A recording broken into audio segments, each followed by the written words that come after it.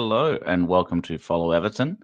It'll be me today covering the first half and the second half. You'll also have Ryan here joining us shortly. He's just getting his camera and microphone set up, but I thought we may as well get the content rolling while he does that. So Emma's kicking us off on Evening Blues. Welcome again, Emma, one of our regulars. And I suppose Craig is likely reacting to the lineup, so we'll go over that here momentarily. Good evening, good morning. It's morning for me, middle of the day, I believe, live in the US, and evening for those in UK and Europe. So welcome to everyone that's on the show. Let me cover who's on our lineup today. So we've got, I think, Travers in goal, Patterson on right back.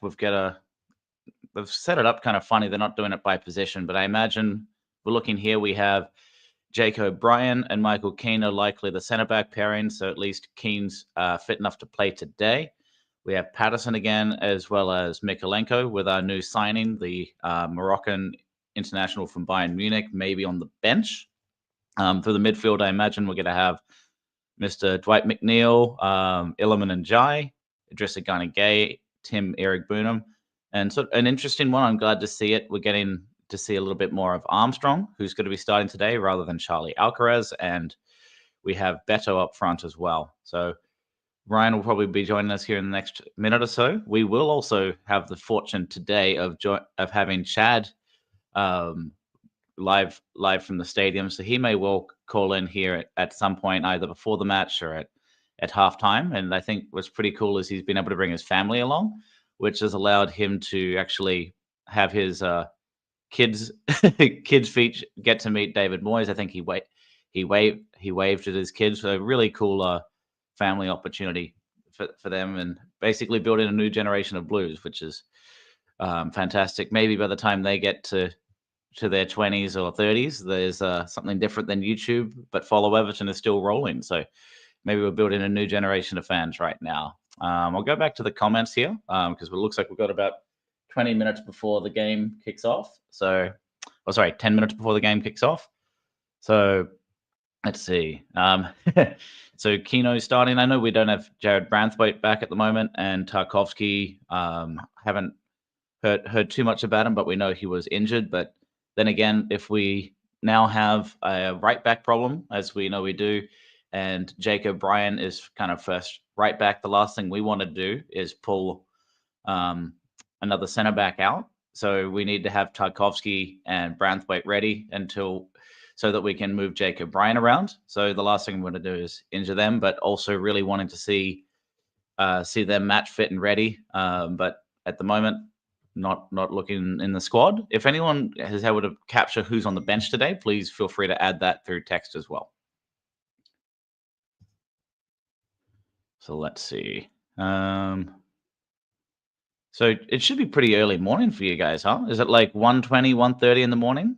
For those in the UK, just feel free to add the time into the chat and we'll go from there. So Barry Godfrey is mentioning what I think a lot of us know, struggling to get players in. So you've heard David Moyes, who is quite confident on some interviews that we're going to get these players in, and other times saying, well, we're trying to get players in and it's just not happening. So, hey, they're making an effort, but Ryan may want to talk about it in his blue room. So fucking dark. Why is it? Well, isn't it like, it's 11:30 or 11:23 at night, Ryan? It is dark in the UK. There you go. That's a bit better. You're testing your camera with that shirt. That shirt of yours is going to be testing any camera to try and get resolution. I'm just all green screen, you see. Green shirt, green background. Haha. I don't know where to put this camera. Put my jumper. I think I can go anymore. And now we have a true watch-along. TV, but the art form of a true watch-along, for those that don't know, is you have to be able to look directly at the camera while looking away at the screen because eye contact is critical for good content, isn't it, Ryan? So we've got to get. And you probably notice like the microphone setup, so it's down here. But the other component of that is you want to make sure that you can see the screen while looking at the other screen. So we've got to get from here, and you guys see it on the camera, it looks great, but it's so funny and cockeyed. You've got like 17 books perfectly aligned for line of sight. So if Ryan and I are messing around with things like that, don't mind us. I've been away at work, and my wife, as a birthday present, has set up the studio a little bit better. So just prepping that. It's your birthday, Chris. Birthday on next Monday. So she did that while I was away. So I turned 35. I'm becoming as old as everybody else. But yeah, now I have really good Wi-Fi in the back of the house, so the formal studio can start getting set up. It's just going to take a little bit of time. So while we've got the players coming about to walk onto the pitch, I can at least show the background of the camera potentially, if that's of interest. We'll do that real quick. So it's slowly getting there, but it's a little bit pasty white, but it's more organized and doesn't look like I just moved in. So it's an improvement for sure. Yeah, I like the green screen. Yep, Hill Dickinson Stadium. Well lit, but yeah, you've got a nice wall there that you can decorate at some point. I'm flagging already. I think I've just been playing five-a-side and I was knackered during it. And come back to watch this and thought, am I crazy? I really like that. Ooh, look who we've got! Hello, Chad. Fellas, it is insanely loud here, but we're having a really good time. Wow, I am in. It's I'm loud. about there. I'm out middle pitch, close, not a toffee section. So I'm surrounded by some Man United fans, some West Hammers. okay. Should be good. Looks like the squads are about to come out now. We just had introductions. So Chad, you said the West Hammers. Are we going to West Hammer them?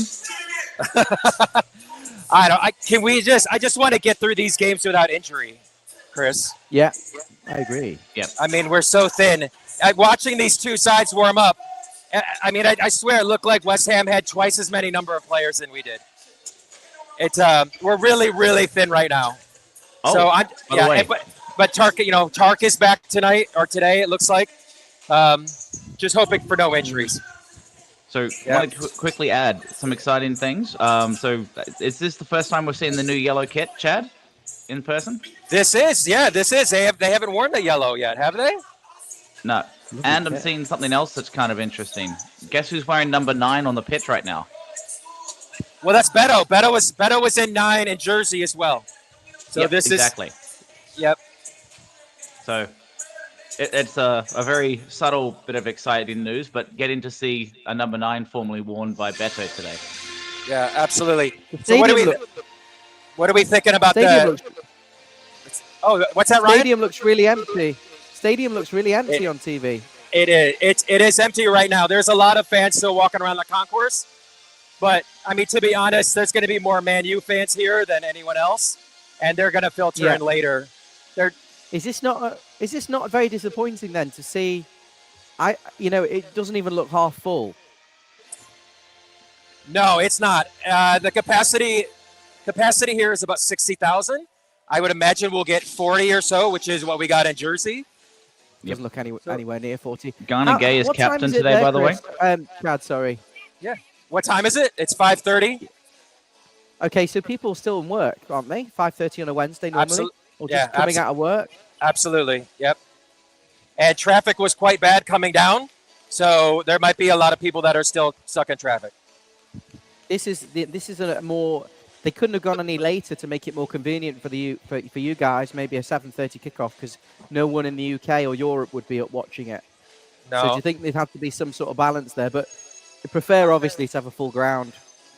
I think, Ryan, I think what it is they're trying to get Manchester and United in that primetime slot. So if they kick off around 7:30, 8 p.m. here, then that's prime time for viewership in the States. And they're the big draw here, obviously. United. We finished above United anyway. They're a small club. Yeah. We won't finish above them this year if this is the quality of side we run out week after week. We're really poor tonight. Yeah, it's a shocking 11. Keane, Patterson, youngster Harrison, Armstrong, Irabunum. Yeah, Not shocking really is shocking and is I'm right. made up for you. I'm made up you've seen them. I'm made up though you're seeing Everton though. That's the main thing. Yeah. It's just nice to be here. To be completely honest, we don't get to see them all that much. They haven't been to the States in a few years now, so it's just good to see the colors. To be honest with you, I have two of my sons who are down there right on the touchline. Yeah. They talked to David Moyes briefly. They were featured on Everton socials, so that's exciting in its own right. Yeah, we had a Vamos Charlito sign. So Chad, does that mean that they're going to become the new signings of Everton? You're like the new Romano. You're seeing like David Moyes has talked to a player. You're the agent. What are you thinking? Are these right backs going to sign? That's correct. In the youth squad, they're going to be like 15 and ready to go. Chris, at this rate, we need players so badly. My 10-year-old's not looking so terrible. He's pretty good. So he's probably got more pace than me. Yeah. All right, we're just about to kick off, boys. I don't think there's going to be a hydration break. If there is, I'll join you back. But I'll certainly chime in at halftime. Thank you. To share thoughts. Yeah, let's do it. All right, hey, great seeing you.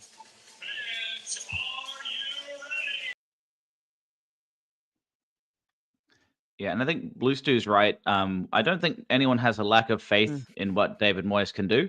The reality is, though, we're tired of relegation, and now the fact that we can even get to middle of the table, there's an expectation very quickly, and not unjustifiably, but we want to go up the table. And I don't think it's going to happen overnight unless we sign the players. And I think that's kind of the frustration that, are we going to get out of 15th to 17th slot this season? But we're about to kick off. We won't finish as high as that because the three teams. I'm behind you, Chris. We won't finish as good as that because the three teams that got relegated were pony, and we've lost several players. And I think if we'd have even kept that core group and added to it, that's what we needed to do. But unfortunately, we're worse off, miles worse off. It hasn't started, by the way, Chris. This is Sky Sports, it hasn't started for me. Stream. Okay. Okay. So I'm right around the kickoff point. I'm seeing an American flag. On kickoff. I'm seeing Ward Prowse scratch his head on kickoff. So I'm going to pause right when he kicks off, and you tell me. Okay? No, I can see and die. They're showing me eliminate and die. So if you're watching and you're following us, you need to pause. Ward Prowse has got the ball. He's about to kick off. Scratching his head. Scratching the back of the head. And let me know. His back of the head. All right. See, I'm James Ward Prowse. So I can do it. All right, kicked off.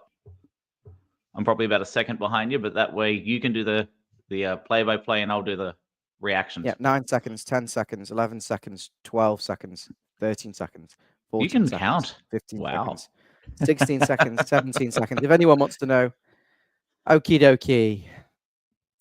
I'm on 18 seconds now. So anyway, I'm like a couple seconds behind you, but you can do play-by-play and I'll react. No, you don't want to be. You better off being ahead of me a little bit because you don't want to hear what I'm telling you is going to happen before it's happened. But then if you're doing analysis, then at least you'll have seen it. Well, okay. So we've got West Ham trying to come up from the back on the left side. Oh, straight away. Straight away, Michael Keane. Michael Keane. Hell. It's not even 1 minute played. Keane, what are you doing, mate?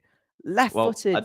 It's not 1-0 yet from what I can see. Hopefully not. But it is a corner kick straight away. A really sloppy back pass, which led number 50 to be, I'm not sure who number 50 is from West Ham, but a pretty open chance and a very good save straight out by our new goalkeeper. So they do a short corner and giving it away sloppily, but Everton a little bit awkward trying to clear it, but they were able to knock it off I guess Dwight McNeil was able to knock it off the West Ham striker for a throw-in on Everton's right-hand side. So yeah, really cagey at the beginning. Not a shock, really. It's not the start of the season, but Everton squad, this is basically the starting lineup, and they look very cagey, and West Ham are just giving the ball away. So throw in down the right side, another push in the back, easy throw in. Beto wins it. Oh, is that Mavropanos or someone? Just knocked Beto over for another free kick. But I'm at you're at about 2 minutes now. Michael Keane has it for me. He's switching out to Mikalenko on the left, looking for a short pass to Dwight McNeil as well. Opens up through the middle, goes to Njai, but a really sloppy bit of passing and control from Eric Burnham, but is able to give it to Michael Keane and goes out wide right down the channel now, being chased, but a little bit too short for Everton to get to. So it's a reset from West Ham, but well chased by Beto, shutting it down. You're behind me. Very You good. need to move it Good along. pass to get to Paqueta. Are you talking to me? Yeah. Can you hear me? You need to move it along a little bit, maybe 5 seconds. All right. So now I'm at 2 minutes 46. Is that better? Yeah, that's fine. Because by the time I hear you say it, yeah, they're gonna have a listen along to us talking about how to do watch-alongs if we're not careful. No, I know. All right, so West Ham have it. They're cutting it back to the centre half, switches wide, but a really short pass intercepted by Dwight McNeil through the middle, and he had the right idea to get to Beto while being chased, but overhit it slightly. They're miscommunicating, saying, "Why didn't you run for it?" And Beto looked a little bit bemused on why that there was nothing really on. So the right idea from Everton there, but just poorly executed, linking up between McNeil and Beto. So West Ham have it again. Fuck my life. Just pause it. Do I have to pause it? Yeah. Okay. So I'm at 3:32. It's okay. I don't know how this is going to work because if I'm hearing it before I'm seeing it, I'm trying to. So, okay. Well, what second are you on? 3:44? 3:45? 3:46? I'm 2 seconds behind you, but. Okay, I'll pause again. So now I'm at 3:52. 3:55? Yeah, 3:54. Yeah, so there's a free kick going to West Ham now. Looks like Eric Burnham made the foul. Is he dyeing his hair to make his hair look red and orange? Because I swear it wasn't colored last year. It was just straight natural, like dark brown, black hair. But anyway, it's a free kick for the person that's given us nightmares when he was at Southampton. In James Ward-Prowse is on the left. Well, what about 5-10 yards away from the left edge of the box? Taking a free kick. It's going to be an in-swinger. The high line right around the 18-yard line. Looks like it was a header won by maybe it was McNeil and Beto chasing, but does a poor job clearing. McNeil gets it back. Now to Mikalenko. Doesn't have many options out long, so playing it short through McNeil. Risky, cagey, but well handled with Njai. And then Mikalenko does a cross ball, way over hit into the sun, and they couldn't do much with it, so giving it away as a throw-in. So again, they're trying to do the right thing, building from the back, but and they seem to have, at least in the little triangles on the left side, they're actually able to pass the ball just fine, but they're not able to get it out of the left side, which is not a shock to us. We have actually quite a good left side now. We have another left-footed signing, but we do not have a central midfield or a right side. We look like if we could have a squad of 30 people, maybe we could pull that off. Well, by the way, I think it's better that you're behind me because if I'm hearing it before I can see it, it's a bit mad. So just pause it for like 2-3 seconds if that's okay. Yeah. It looks like Everton are playing with a bit of a back five here. McNeil's dropping in to make a back five, but he's also pressing Kyle Walker-Peters. What's interesting about West Ham, they sound Kyle Walker-Peters, but I thought they had a right back. I thought they had Wan-Bissaka. Maybe they do. Yeah. Oh, what's going on with Wan-Bissaka?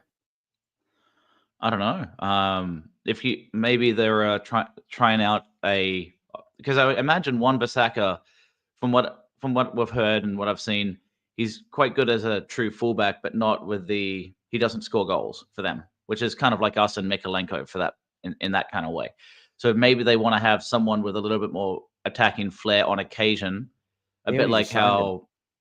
Only been there a year. Who, Wan-Bissaka? Yeah, well, I think anytime you can get someone from United that's just struggling at United and you can get them on a cheap, you do it. But maybe they're looking at a bit like Aston Villa, or they have Matty Cash, who's quite good going forward, but sometimes a liability when it comes to like a steady back four. Maybe they want some variety on being able to have more attacking flair with a sort of wing back, a bit like if you wanted Patterson versus Mikalenko, which one would you take?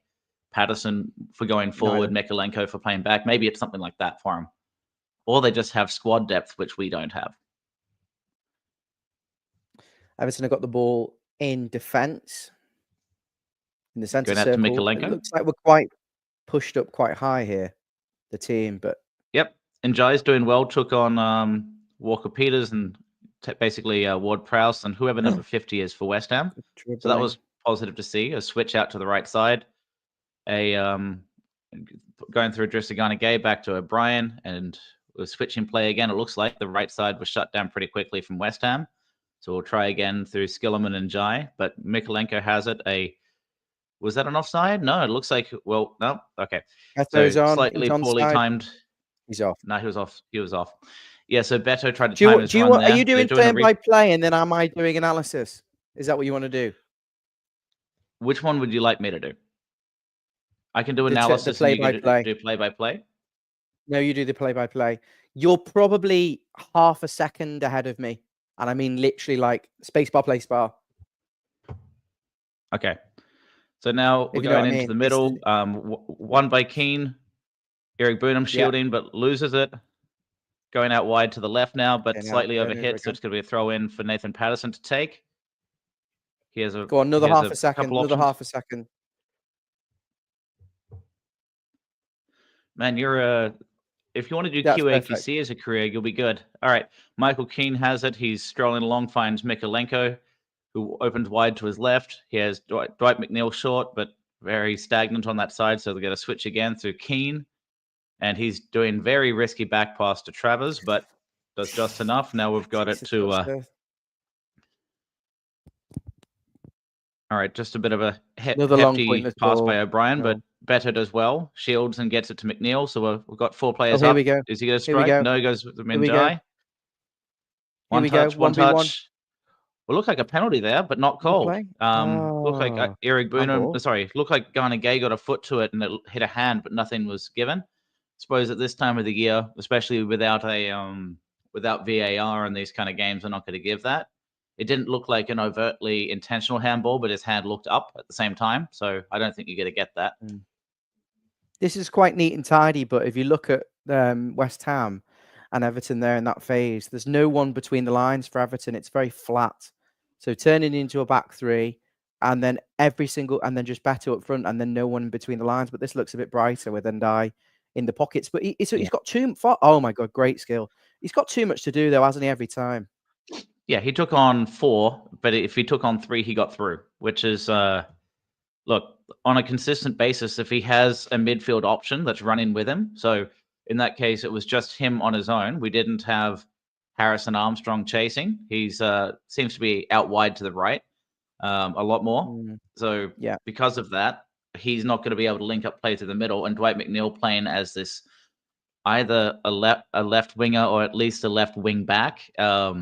The midfield is going to be very hard for link-up play. So instead of having... So you have Illiman and Jai on the left, Armstrong on the right. Basically, Eric Burnham and Ghana Gay are not able to help link-up play. So we're stuck on the left a lot of the time, and then we just have to give the ball away after taking on 4 players. But that's in Jai. Credit to him, though. So Mikalenko wearing number 16 today, so maybe changing... keeping his 16 from earlier in the season, taking Dukes' number.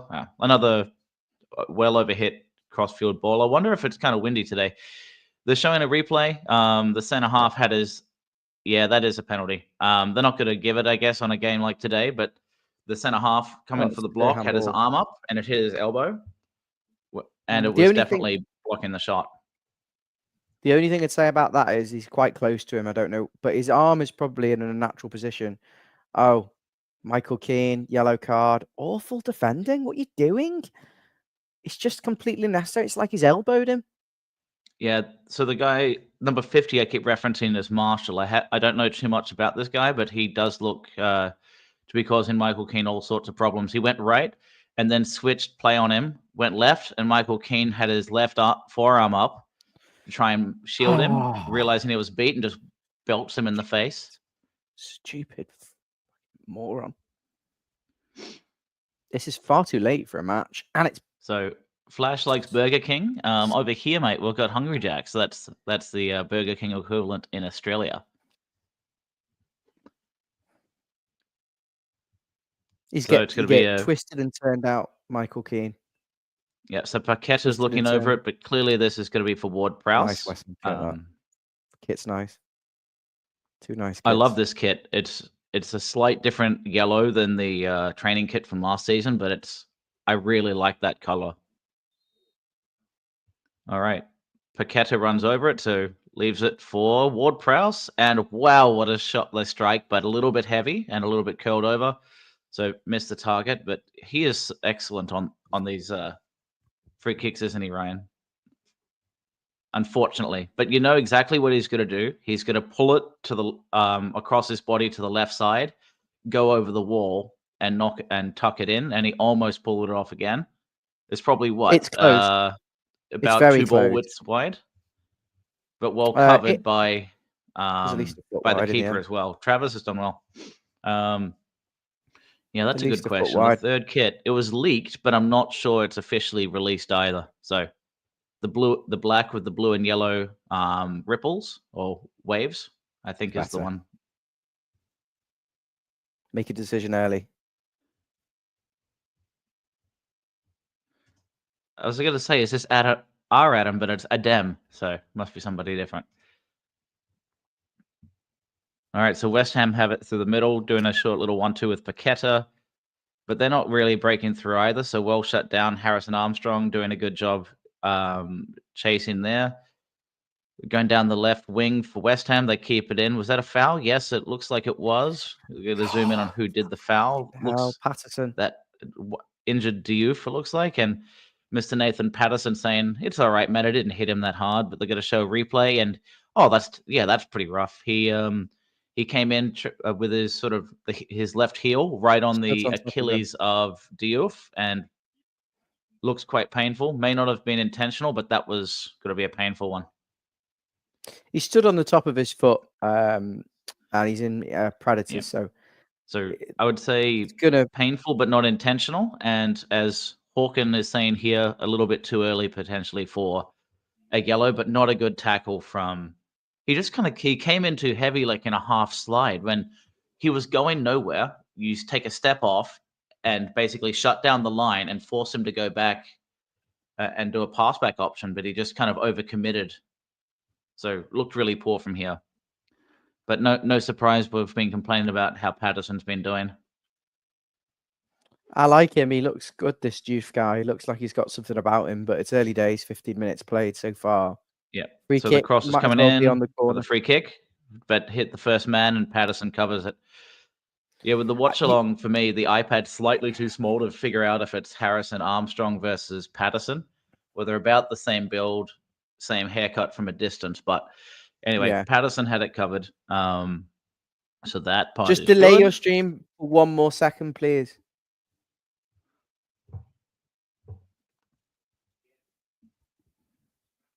Cleared by Gay. Picked up by Ward Prowse.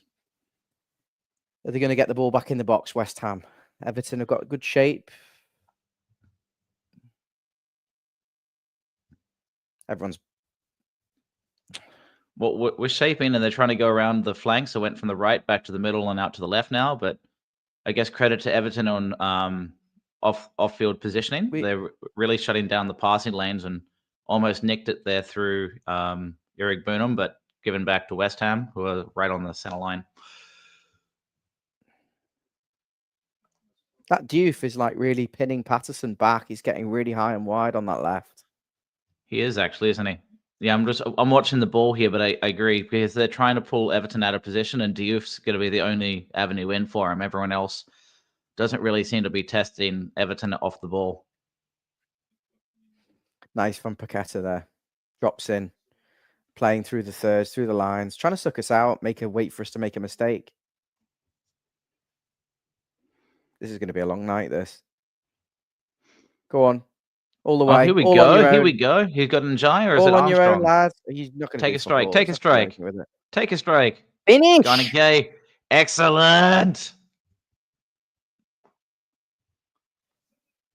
And But that's Ghana really Gay, of good all people, gets us counter-attacking up. play. He's running 1v1. He has to wait. He waits for the pass, draw the man in. Timing of the pass is really nice. And he slots it home, and it's Captain Fantastic from Senegal who scores. And they're showing a replay now. Harrison intercepts the ball, driving forward, sending West Ham. I'm thinking, what's he going to do here? What's he going to do? Waits for Ghana. Just get it on target. Keeper should save that. But I will say, I think I would be careful calling it Harrison, because people are going to think Jack Harrison is signed on the right midfield because he's playing in the same spot. Harrison Armstrong did really well there, as you're saying. He could have struck it, and honestly, maybe should have, but he knocked it off his right to the overlapping Ghana Gay. He knocked it on target, but to be honest, the strike was a little bit weak, and the keeper could have done more with it down to his right, but didn't get down quick enough, and it dribbles through. But some of the I think my favorite goals for Everton in the last few years have always been Idrissa Gana Gueye ones. Granted, we never score, so every goal is a good goal for us, isn't it? If you're new here and you haven't already subscribed, make sure you hit the like and subscribe button for that Everton goal. We've got... Hey, do we have a subscribe? Do we have a subscribe? Hey, we got 2 subscriptions. Hey, we got 2 subscriptions. Anyway. I'm trying to bid subscriptions Chris, for Ryan, that was a nice trying to grow the channel. Nice turnover move, though, isn't it? Winning the ball back, robbing it, waiting for the mistake, and then turning them over. We used to do that a lot under Sean Dyche in the early days. Didn't do so much last season, but wait for the mistake, turn you over, and being clinical. Well, okay. To be frank, Ryan, when was the last time that wasn't Everton's mantra? To wait and be clinical. Being clinical is something that Everton have struggled with. But when you score the goal, you're deemed, that's a bit sloppy. But I appreciate that Mikalenko's trying to build it out from the back instead of hoofing it, because the right side is just giving the ball away very, very cheaply and very easily, not trying to do anything other than a long ball down the channel or directly to Beto. So at least Mikalenko and that left side has the ability to build up from the middle, or build up from the back, sorry. So we're noticing now that I think Mikalenko's playing that in a back 3, the left, like kind of central left centre back, going out wide to McNeil, and then you're having the old triangle that we're used to seeing with Moyes is now being happening with Iliman and Jai. Yeah, so West Ham trying to come in quite direct on that left side, and Travers came in. Oh, all right. Let's. This is I'm not sure it's a hot take. I think this is a reasonable description. I think Harrison Armstrong we need him in the squad. We don't have the depth to send him out on loan either. But the real question is, of those that are on the verge of coming into the first team squad, I think he's clearly stood out as the player in these first few games. Because you think of when Yango did terrible when he came on, he was meant to be a set of fresh legs, and that's when they scored quite a few goals with Bournemouth. So he's not ready, clearly, at his age. And then you think of and Yango's 22. We've seen was it Clark, the right winger? Yeah, he's not. I don't think he's ready so far. Isaac Heath has got energy, but not polished enough for me. I'm not comfortable on this fucking sofa. You're not comfortable about the time or the sofa. I'm just not comfortable. I've played football and I'm a bit sore. You're a typical Everton. Are we defining you as the Everton fan? We're winning and you're complaining about the comfortability of your seat.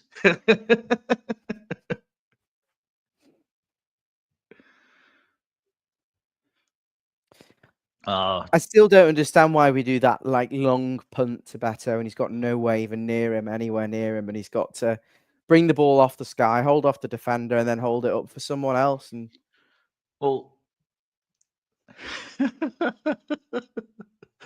I'm glad I seem zen. I'm usually pretty.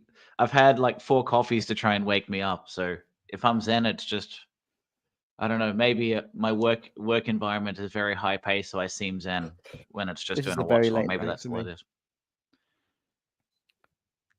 All right. We look reasonably comfortable. Yeah, I almost feel like. The Chad. The Chad. I'm back. I don't have to scream this time either because they're not blasting music every moment. So we have good and bad. Yep. Harrison Armstrong hasn't put a foot wrong. Really well played on the turnover. There's a water break, by the way, for those watching. There's a water break, and then we're at 22 minutes, and that's why Chad's talking. That's correct. I am way ahead of you, so my apologies. It's okay. Because you're live, and I have to be time synced with Ryan, so I'm never on time. Because you're Both of us are halfway always across on the world. time.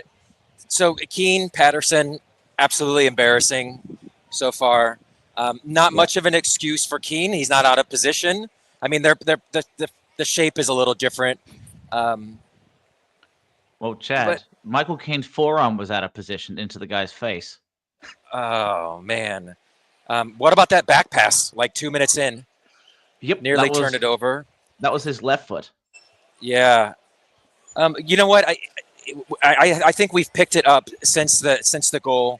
We do look better initially. We just did not seem very clinical, technically sound, adrift. It's starting to look a little bit better now. Beto is putting in a hell of a shift, so I'll give him credit for that. We'll noticing this too, Chad, that the left side is doing really well, and every time it gets out of the left side through the middle or the right, the ball's just, we're not holding possession at all. Yeah, we're overloaded offensively on the left. It seems like that's where we want to attack. I mean, McNeil's getting really high, and Dye's trying to come more centrally. Mm-hmm. Yep, the old Moyes triangles are back in motion, huh? Where you've got the left side with a central option. Oh, here we go. We got happening because of 5 at the back. We got a real good chance right here. You're going to see it in about 3 minutes. And in about 3 minutes. And Patterson just completely blew it. All right, I'll talk back with you at halftime. All right, be good. At least he talked about something that we expect. We didn't expect Patterson to convert his opportunities. But that's the thing. If Patterson can score, I don't know, because I'm thinking the first match of was it the first or second match? Again, maybe it was against Blackburn. He had a chance pretty early that he had loads. Yeah, so if he doesn't blow some of these chances and gets a goal every 4 matches, you'd almost take a little bit of his defensive frailty as long as the rest of the squad can cover him. He gets in really good positions and then he's been crunched. Yeah. He'll get up in a minute, but certainly got winded, I think. Ran right into him. Paqueta is holding the ball up. Michael Keane kind of pressing, so they get a reset here on West Ham's centre go out wide right. I think it's to Mavropanos now. And has the open central option. And Jai's hands up saying, why aren't you pressing? Basically, Everton have got too many men compact behind the ball and giving them a lot of movement through the middle as a result. They're going back through the middle again. Little chip over the top, but too heavy for, what's his name again? Number 8. Ward Prowse didn't do much with. So, and they're showing a replay. And yeah, basically, Patterson was about to get crunched, and he certainly got contact. And the instant, if Everton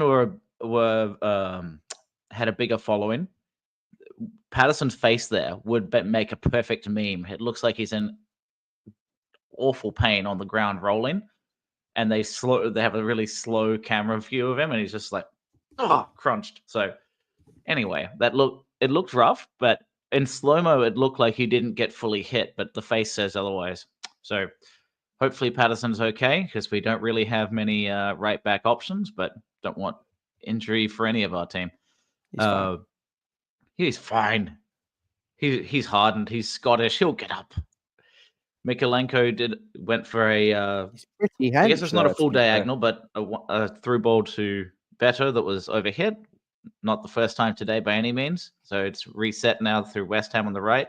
Lily. McNeil chasing Walker Peters, and they're really good pressing by Ghana Gay. Oh. Looks like he may have won the ball back, or they got away with that one. Ghana Gay was really close to causing a turnover without a foul, but the second a player comes down in that position, especially the defender, it's likely they're going to win the free kick, even if there wasn't much in it. But that was promising from Everton. And again, no shock that Garner Gay is at the center of everything positive for Everton. And we can, of all the players for Everton, we talk about Seamus Coleman being a mainstay that understands the culture. I'm really enjoying seeing Garner Gay with the captain's armband. We know Tarkovsky was or Pickford are likely to hold on to that just from last year. And when what was it? Pickford and Tarkovsky had the armband, depending on who was playing last year, but it was usually Tarky because on the field. And then you'd have who had the armband on week 1? Was it Branthwaite? Had the armband for a game, and then it went to Garner Gay. But I like seeing Garner Gay with the armband, honestly, because he's the quiet leader. Here's a good chance for nothing. No, Patterson couldn't get to it.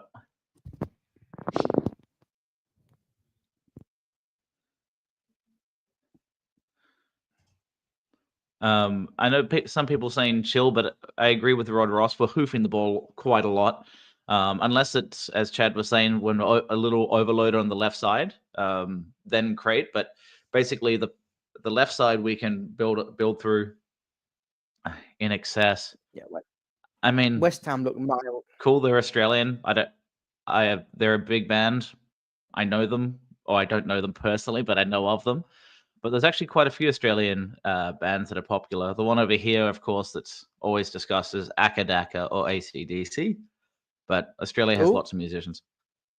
Through ball. Go on. A little bit too heavy. A little bit too heavy. He just needs to wait the pass a little bit. But I will say that there's something about this game. Okay, maybe it's really windy because Chicago's known as the windy city. Granted, not because of the wind, but the politicians changing like the wind. But it seems that both squads cannot put a pass together. So either both teams are just really sloppy, which is certainly possible, or there's something about it being slightly windy and people are trying to overhit it to get it through the windbreak, and then all of a sudden it just kind of flies off the boot. It seems like that's happening where the short passes that they're having to pass really quickly, and then it's seeming to just fly. But yeah, we're struggling to win the ball through the middle here or keep possession. So Eric Boone giving the ball away. West Ham have it again, going now out wide on their left. But Everton well set up, so likely you're going to try and do a switch of play there. But okay, it was a 1-2 with Diouf around Patterson, who cuts in, but it was overhit and goes to Keane, who does a hoof clearance out to the left. So it's back to West Ham to start us open again. They're in the middle. Everton well set up behind the ball. A heavy chase by McNeil, not able to do much. They bypass Mikolenko. Garner Gay doing a good job, though, on that tackle, but he looks injured. And a good strike from the West Ham, number 39, down to the keeper's right, but he gets to it. And they should be calling a win here for friendly. There's a few players injured. 50-50 challenge there. It's one of those you probably shouldn't go in for that because you're gonna, especially on a friendly. But he's gone in. They're just showing the replay now. They're not showing. Are they going to show us the replay? I think they are right now. They're going to show the shot. So Garner Gay got hit on the shin, and then right after the ball opens up, 39 takes a good strike to our keeper's bottom right and does a great job getting to it. You can see he's done really good. I've been really impressed with him. You can see he's a level above. Yeah. You can see he's a level above. I would say if it wasn't for Pickford, very happy to have him as our starting keeper. He's clearly not Pickford, but let's be honest, he looks very reliable, steady, and a Premier League standard keeper, if not above average from what I'm seeing. Well, thinking of keepers that bug the hell out of me, what was the Leeds goalkeeper? The one that had that shocking defensive lapse when Coleman got that goal on that cold, windy night when we won 1-0. Was it like Mignolet or something? Melier? Keepers like that, I'm surprised they're at the Premier League level. Granted, they got relegated that year, but Travers is like steps and steps above those kind of keepers that reach the Premier League. I'd say he looks better than the likes of Ramsdale, who's all linked at the moment with Newcastle, which is kind of interesting. Yeah, Meslier. Bit premature to compare him to say he's better than them, but that is a late challenge. Better than Meslier.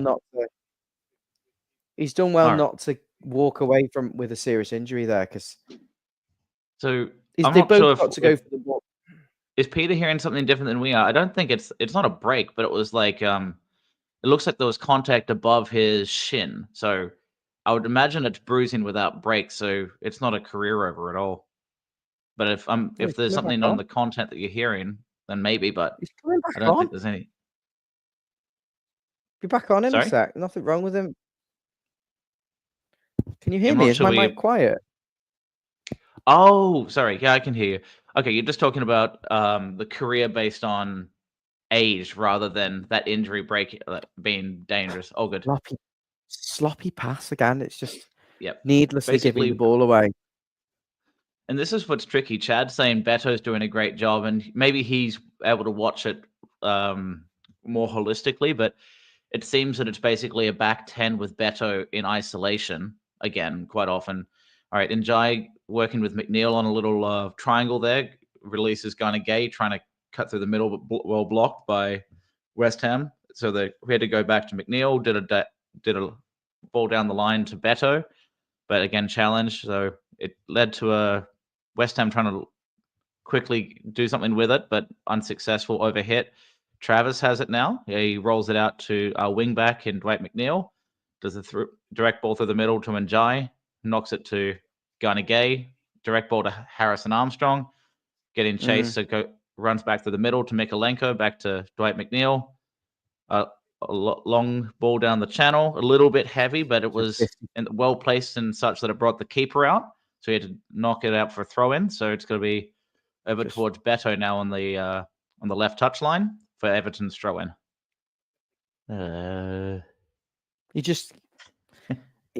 It's like we don't have a pattern of play where we're actually going to try and progress up the pitch. It's far too often we're trying to force it, like with those passes in behind, where it's always a 50-50. It's just completely unnecessary. And because this is a training match and the wind is quite rough, and I forgot who mentioned it on the comments, but if not much quality at all. If it's that windy, this is a great opportunity to work on short pass movements, triangle combinations, a left winger tucking into the middle to allow for the overlap. We're seeing it on the left, not through but on the right side, it's just diabolical. And I've noticed we've given up a lot of the left. We're not doing those short passes in the left as much. It's going a lot more direct, but hey, we've got a corner out of it. The first corner for Everton. The thing is, Mikalenko normally likes to get down that wing and Dye tucks in, but Mikalenko's playing as a third centre back here in this game. Yeah, and McNeil isn't doing the bombing on the left. It's because McNeil's on the left. Short corner to McNeil, who almost for Michael Keane there. Patterson almost. So Mikalenko wasn't prepared to receive that from that angle. I think he was always faced up a little. He should have been, his right hip should have opened up to win the header, but he wasn't positioned correctly. I think he was almost surprised it got to him. But in terms of crosses all day, that's probably the best one we've seen. That was from Patterson. Yeah, it's a good ball into the box, and they're queuing up at the back post. Here we go. Oh, was that a foul? Poor Beto. No, that's Eric Bunama. Ghana Gay is probably laughing, going, "Mate, that wasn't a foul. Let's have a look." Oh, that's really soft. They're showing on the replay. There's the benefit of the doubt. When a defender falls over, it must be from a striker's poor challenge. But that looked like maybe, just maybe, hit the trailing leg of the West Ham defender, got clipped. But it looked very lazy. I don't want to deal with the controversy of not calling it, so I'm going to call it just in case I'm wrong. That's like that safe, lazy refereeing. And it seemed like that was a scenario there where Eric Burnham did everything right, other than, I don't know, a whisker of contact led to a full-fledged adult male that's making millions of pounds, dollars, dinar, Yeah. whatever you want to say, just falling over, and it gets really frustrating to watch. I don't know There about was you, Ryan. nothing in it. Yeah. There was nothing in it whatsoever. He just falls over, and then the ref feels compelled to give it. But it could have arguably cost us a second goal and make this game more comfortable. I feel like Everton are approaching this similar to how they possibly would play away from home at West Ham, sitting in, waiting for West Ham to make mistakes, waiting for turnovers, waiting for counterattacks. I mean, that's just an unnecessary another one, and we end up fouling them. He's just fucking stupid. But oh, it's our free kick. But you know, Walker Peters I'd gave it probably away. like to just see us play a little bit more on the front foot would be quite nice, with a little bit of composure, because 37 minutes played, and it's just a one chance, and it is very late here. It's over midnight. It's like a bit like watching paint dry. Well, at least it's at the moment it's yellow paint because Everton are wearing the alternate kit for the first time and are up 1-0. But yes, it's very slow. Nearly 1,000 of you watching, just close to 1,000 of you watching. Please, if you're on YouTube, I know there's nearly 200 on YouTube alone. Please, will you hit the subscribe button? It's completely free. Our target today for this stream is 50 new subscribers. We've got 14 new subscribers off the back of this video. We're aiming for to hit 4,100. So let's keep going, guys. And we have a premium member in the comments, DJ Dan. Hello, DJ. Thank you so much for your support. Yeah. His comment, I think, was in context to Richard Lewis, who's asking about why we need 15-minute water breaks. The reality is they probably don't, but it is preseason. Making me thirsty So now. the expectation isn't as high, and it's... Here we go, Chris. All right, and Jai's in. Just Has use this Beto well. as an option. Does he All shoot? the way, Does he shoot? all the way on your own. Oh, the wrong And he gets option. blocked. He should have shot earlier. Chris, you have to draw the player in, wait for them to come and close you down, and then slip the other one in. That's what you do. Draw the player in. He kind of did nothing there. He took the shot when it wasn't really on. Well, the shot was on earlier, and it shut down by the time he decided what to do.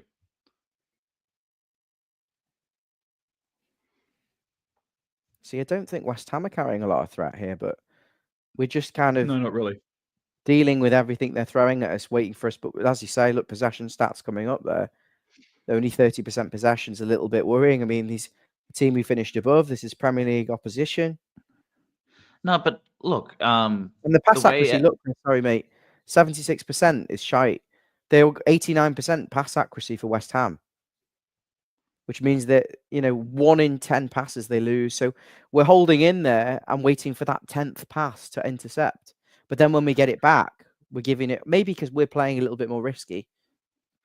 But I would also say, Ryan, where those numbers are a bit too broad, because a lot of the West Ham passes that are high percent are just like switching at the back where Everton aren't pressing.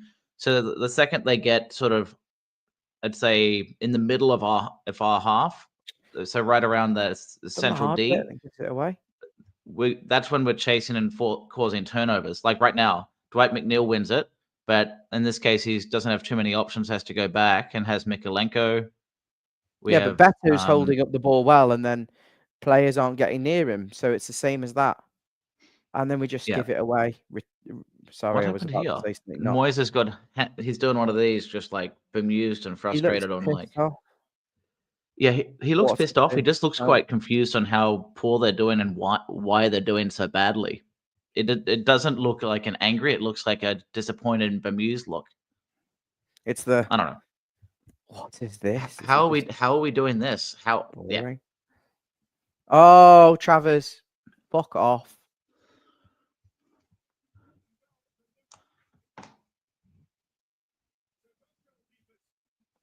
Yeah, I'll check. People are talking about the weather over in Chicago. I've probably got that saved since I used to visit there a lot. It's probably like 25 to 30-ish, and with a bit of sun and wind. And Chicago can be quite humid at times. So for people that are those living in the UK, this would be definitely warmer weather than they used to, but not out of control.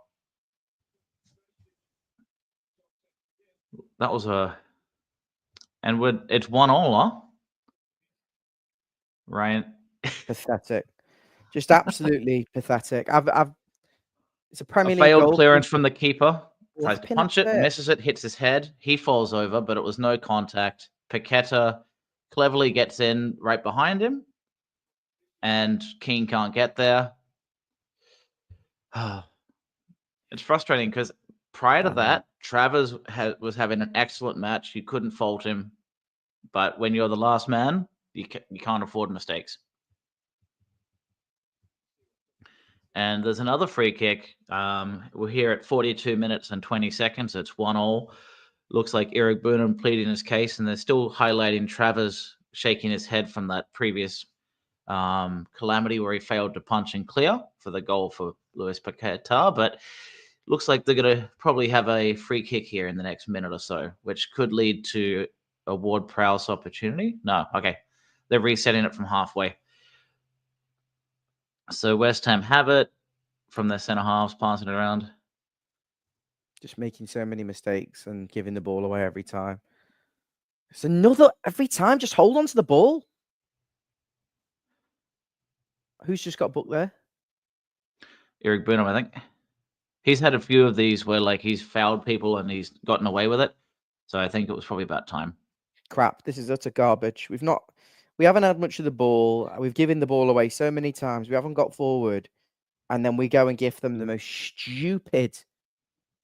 He's under no pressure. Could have catched it, caught it.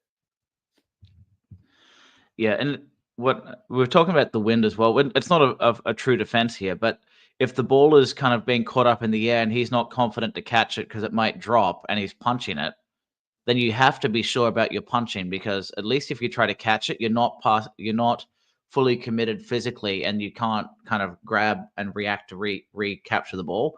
So you want to have your hands ready. Well, unfortunately, Shelley, that's the one position that Everton have depth in, is goalkeeper. So Last time I've got the ball, long seeking ball forward over to the left flank. Mikalenko, for some reason, makes it into a duel when he could just head it away. And now West Ham on the edge of the box. Paqueta. Oh, McNeil's fouled him. It's just stupid. That didn't look like a foul to me. He takes him out. He just not necessary. Well, do you think that was a foul? They're just gonna show a replay of it, because when Everton seemed to be giving all the fouls away. Oh yeah, not It's really. He was hard as well. Takes him Let's have out. a look. Okay, Goes so around him and then McNeil just lunged in beats him. with his right foot and blocked the running lane of the defender, Shocking. and didn't make contact with the ball as a result. So I guess a yellow. Let's get some subscribers in. There's hundreds of you watching, over 1,000. Come on, hit the subscribe button. Chicken lips. We do appreciate the comments. We really do. It's very difficult to focus on everything at the same time. We do apologize. That's ADD for you. Free kick, James Ward-Prowse, right-hand side of the penalty area. I think Paqueta's going to take this and ping it. He's going to put that top corner. He's going to put that to Travers. This would be a Paqueta one. Left. Keeper's going to need to make a big save here. And no, that was terrible by Paqueta. He didn't get over the ball. And look, you got to start ripping into Travers for one mistake here. I've been, outside of that one error, I've been quite impressed with him so far. But the problem until that moment, I was just going to say he seemed reliable and consistent. And for goalkeepers, it's always that moment where you have a lapse. You can't be doing that. There's no excuse. And it wouldn't matter if he played well all game, but if he did that, it's right. No, that's the thing. Until that moment, I was saying he has been incredibly reliable and steady. Just the three of them in that midfield, they're just useless. West Ham have got all possession. Everton are nowhere near them. Far too much space.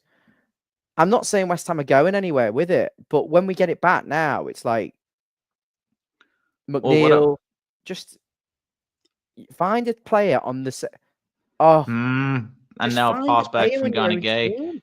It's not that difficult.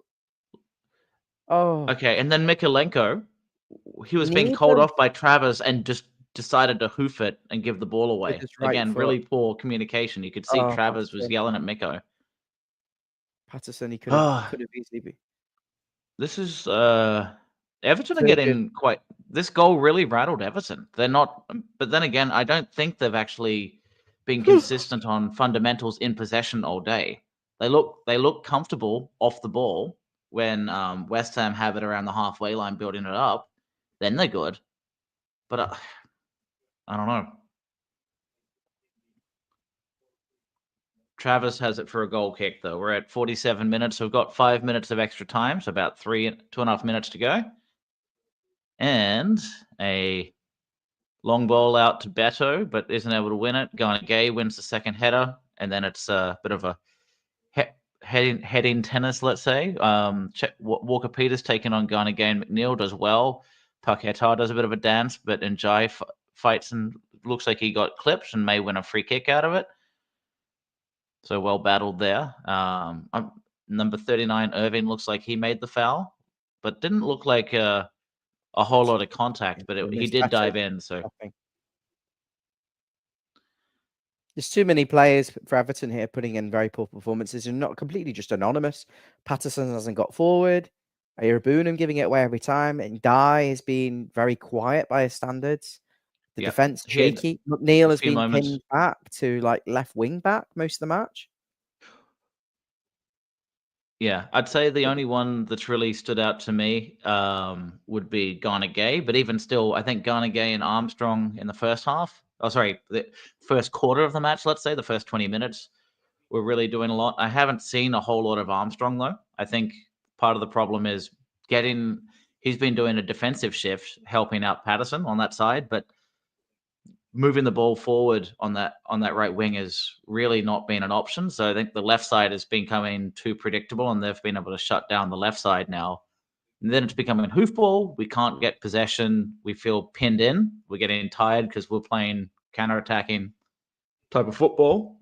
So all of a sudden, West Ham seem to have the legs. West Ham have a bench. Everton don't have a bench.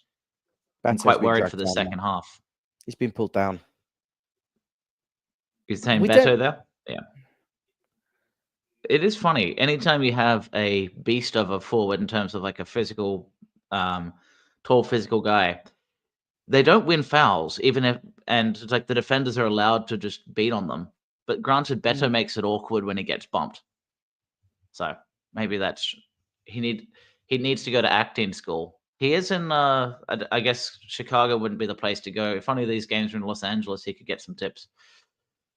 Very funny. I'm going to stick with you through half time, and then I'm going to bed because I've got a wedding. I'm working tomorrow.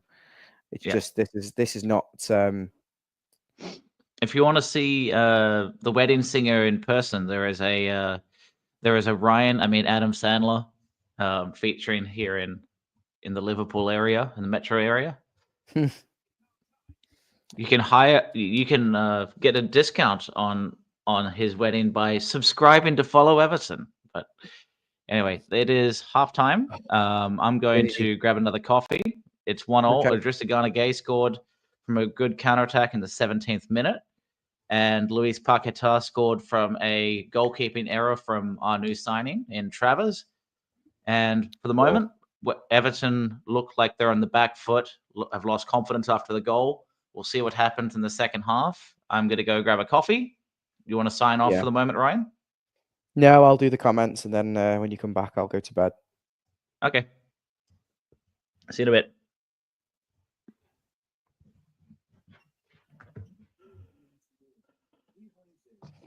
Let's have a look what's going on then. Oh, Chris is going to be back. Let's get the comments in. What do you want to talk about, guys? Yeah. We scored a goal, and that is something that we haven't done for the last 3 matches from open play in televised matches.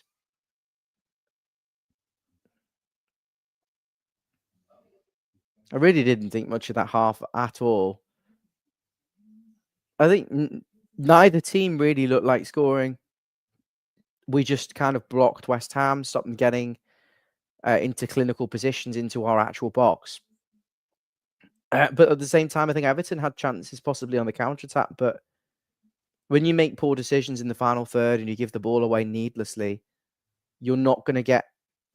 You're also not going to get in advanced positions. Third kit, it's got the little shitty minimalistic badge, hasn't it? I think we'll see that very shortly. We wouldn't need it for the Man United game, but what position for new player is needed? Right back, right midfield are probably the two positions where it's the easiest to kind of find a first teamer, someone who's going to come in and improve what we've got. So right midfield and right back. And if we've got money to spend, we need central midfield. We need at least one central midfielder. I think Douglas Luiz is now in talks with Nottingham Forest. We need at least one central midfielder. Ideally, need two. And we just need loads of options who can play in the 10 and on the left and right, I think. Because this is what this team is lacking. It's lacking that real flair, that creativity, the goals. Right back and across the midfield, I'd say.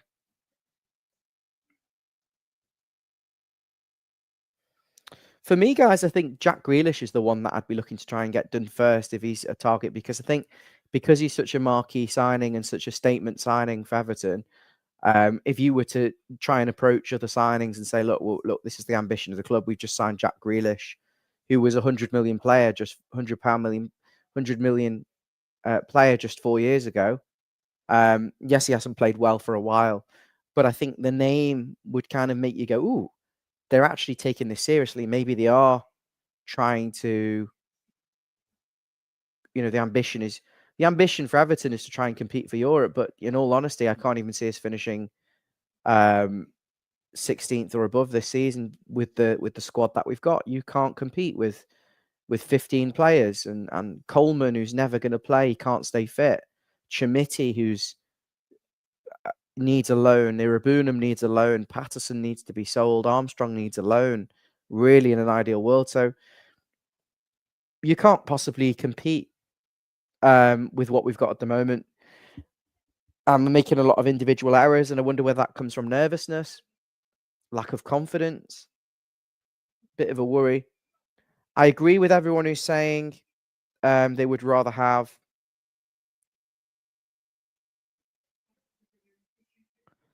Yeah, I agree. I think, in all honesty, I would rather have Fofana and Kudo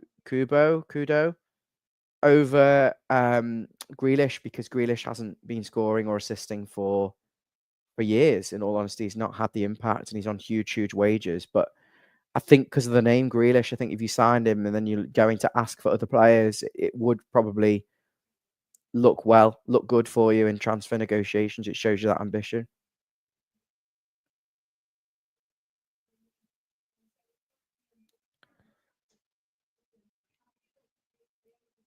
Fofana would be my pick of the bunch for left wing. Just, he's so two-footed. He can play on either side. He just takes defenders on. He would be an absolute joy to watch down the left-hand side. Loads of new names here on the stream. Nice to see you all. Over 1,100 of you watching across all platforms, including, let's see how many of you are on YouTube at the moment. We've got 150 of you on YouTube. If you haven't already subscribed, hit the subscribe button. We'll also be covering the match against Manchester United. Still Ryan. Hi, Ryan. How have we played? We've done the usual thing that we do. Sit behind the ball, try and wait for opportunities to intercept West Ham and get on the break. But we've given the ball away far too many times. We've made bad decisions in the final third. And to be honest, we haven't really got forward enough. And then we're playing these needless long balls into Beto when he's isolated. He's got no one around him. No one around him to really make an impact. And then they're just showing a replay of the goal we conceded. Traverse. It's just a needless long ball. It's high up. He comes for it. He punches it with his right fist, and it's awful. it spins back and Paqueta slots. The Everton goal was a nice goal. Harrison Armstrong driving through the midfield, sending the defender in the wrong that way, and then really nice pass over to Idrissa Gueye. Just sets him up perfect weight on the ball, and it's not the best strike from Gueye, I'll be honest. It's quite close to the keeper. Keeper should save it, but you'll take it because we haven't scored in a little while. So that's where we're at half time. Here's my friend. Hello. Is that Ryan signing off? I'm okay till the second half starts, just so you're not on your bill. I'm on my bill. Mm. All right. Thanks, Well, let's Ryan. see. Appreciate it. Cheers, mate. Yeah, and I'm not sure. Have we heard from Chad? Is he going to come in halftime, or is he walking out in disgust? I imagine he's happy to stay there. I don't know whether we'll make some changes, but I wouldn't. Do we be have the averse to opportunity seeing for changes? I don't think we have the squad. I wouldn't mind seeing a bit more of Barry, to be honest. Could we go 4-4-2 and bring Barry on just to give Beto a little bit more support? He is very, very isolated. And I think we haven't got enough players at the top end of the pitch, and we're very, very conservative with what we're trying to do. Mm-hmm. I think McNeil is too deep, and Nye is neither on the wing or in midfield. Patterson can't get forward; he's being pinned back by Diouf. Mm-hmm. So, if Diouf, if West Ham are going to keep the same setup, let's say Diouf is going to hold Patterson back, meaning Armstrong is probably limited on what he can do on that side. Then what you're really asking is how do you come through the middle a bit more effectively, because the left hasn't been doing it. You'd say maybe we move out of the back five formation, which has Mikalenko and McNeil tied up there. So maybe we have either Dwight McNeil coming onto right midfield, which frees up Armstrong, or we do something a little bit, or we just take off McNeil, allowing for someone in the middle. Because if you're doing 4-4-2, Ryan, and this is where this is coming from, I don't think Barry and Beto playing in the same position work. But what I could see is maybe Barry plays shorter, more as a false 9 or a hybrid 10, and then runs on past Beto, and Beto plays as target man. Maybe something like that. But to do that, you need someone to free up, because Eric Boonham and Ghana Gay are quite busy. Not going to say productive, but are certainly required in the middle to just kind of shut down. Well, Ghana Gay, I think, they're nowhere near West Ham, really. I think we wait for West Ham to make a bad pass to intercept it and try and run up the other. And I mean, that sums up one shot on goal. One shot on goal in 45 minutes. Was that from us or that from them? Pre-season. We had one shot and 30% of the possession. I know it's only pre-season, but what are we trying to do? Because we're not going to win any games like this. Well, yeah, and what we need to be doing is actually have more than one avenue of attack, which is at the moment not a low block. Okay, we're not high pressing at all. We're letting them come through the midfield and somewhere between a low block and a mid block, I guess. But winning the ball seems to be a lot of the time through Dwight McNeil on that left-hand side. He'll do an interception, and then there's just no one in front of him. So part of the problem I think we have is where we are winning the ball back. For if we're playing cautious, positional, defensive, like just let's be rigid, win the ball back, quickly go forward. If Dwight McNeil's the furthest player forward other than Beto half the time, he doesn't have the leg speed to break the lines. So he's the wrong person to be caught intercepting the ball. And then you're doing a leg race with the entire squad who are going to be tired because they're the ones out of possession. There's absolutely zero pace. When we get that ball back, like what you say, there's no pace whatsoever. There's no one who can frighten West Ham, who's got the legs to stretch them, to get beyond them, to beat a man. I know Ndiaye can do that, but raw bristling pace. Beto and Ndiaye are the only two I can think of. I would bring on Barry. I'm very fucking uncomfortable tonight. I don't know what it is. Played football, played five-a-side, and I didn't have a good game myself, to be honest. Brian just needs a nap. God, I've got work tomorrow. I can't be asked. I just want some fucking players, man. I just want us to sign somebody. I can't watch this. So, Peter Duggan's thought here, which is an idea, but if we leave 3 at the back as we've been doing, meaning we have Mikolenko, Michael Keane, and Jake O'Brien as the back 3, with the width coming from Dwight McNeil and Nathan Patterson. We basically press up the pitch instead of having a low block. Maybe it's a mid block or high press. What we're also though have the problem with is it seems Harrison Armstrong. I'm struggling to, and it might just be the size of screen I'm watching, but I'm not seeing how he's impacting the game. I feel like he's been isolated outside of rare moments, and when he has, he's been the one. Yeah, that's exactly the face I was looking at when he's the bemused look of what the hell. But how do we get him involved? Because the second he looks forward, he seems to have instead of rushing a pass, he's looking up, well weighted. But the problem is he's not getting involved in having those opportunities to bring players on. So then you say, all right, how do we do that? No Harrison Armstrong. If I say Harrison, it's not old mate 11, it's old mate 45. No. Yeah, old mate 40, number 45. I'm flagging here, fuck me. It's just well, the stadium looks about 50% capacity now. They're all coming for the United game. Yeah. Well, I think for Premier League sides, Everton aren't nothing in the US because of Tim Howard and Landon Donovan, but they're not TV famous by any means. What's kind of funny, or probably not a shock to you, it's probably Man United are the most popular team, and Wrexham are probably second now. It's all to do with how successful you are. Yeah. You know, in terms of attracting we organic give fans there, but there's obviously a lot of ex people from England who've moved over to the States.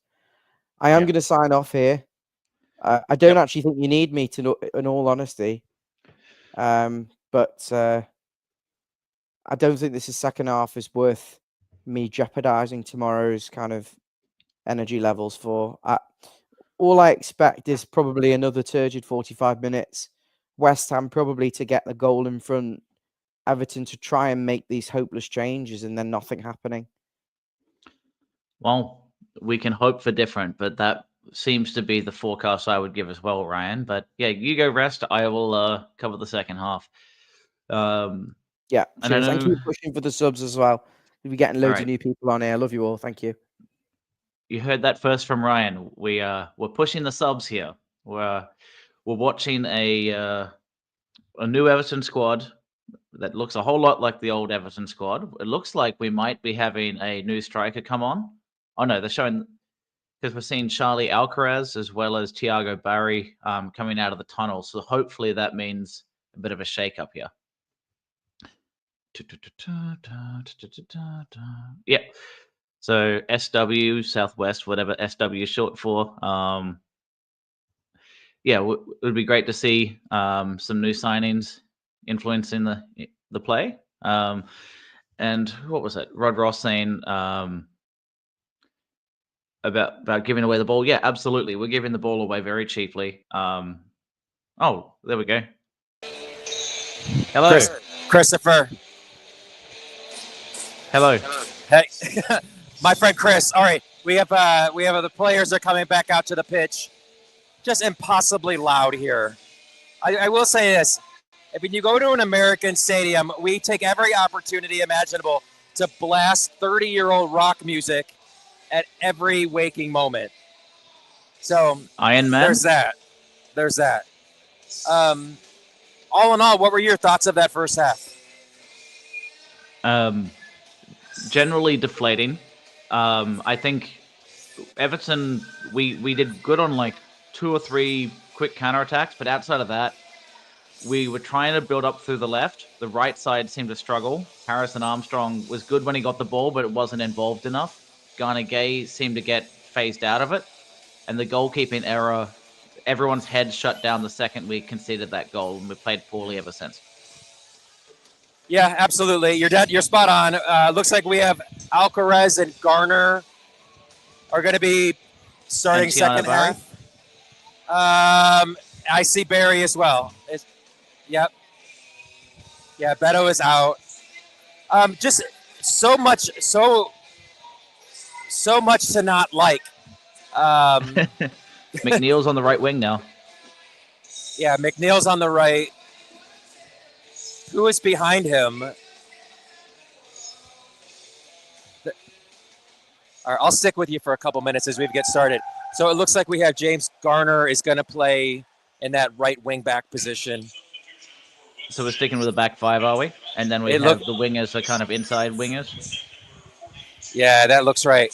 Yeah, Barry's going to be isolated up top. Yep. So Armstrong off. We have Beto off and Eric Bruno off. Yes, correct. Patterson off. Did you say that? Yeah, Patterson off. Tim. All right. Well, let's hope for a better effort in the second still half. on. Interesting. So Patterson off, Armstrong still on. Patterson off, Armstrong on. Armstrong has gone into more of that holding mid. Cool. That's correct. And is Garner right back then? Garner is right. Wing back. Are they playing? No, it looks like they're in a back four right now. So we have Garner as a right back. O'Brien, Keane as the center halves.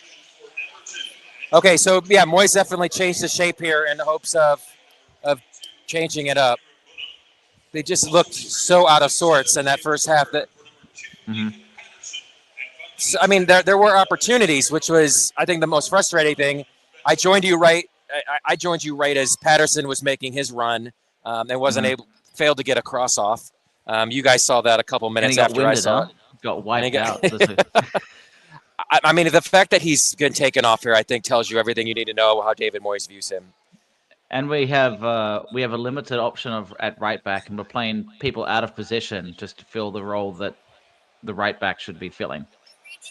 Yeah, I've often wondered if this is maybe James Garner's best spot. So it could be that David Moyes wants to take a look at him, especially since we haven't been able to address the right back position after they were turned down by TT. We'll see. Do you think that former Arsenal midfielder, Ainsley, what's his name? That we were linked to him a couple days ago. Ainsley. Maitland. Oh, I'm forgetting the name. We were linked to him a couple days ago. Okay, I'll send it to you. Yeah.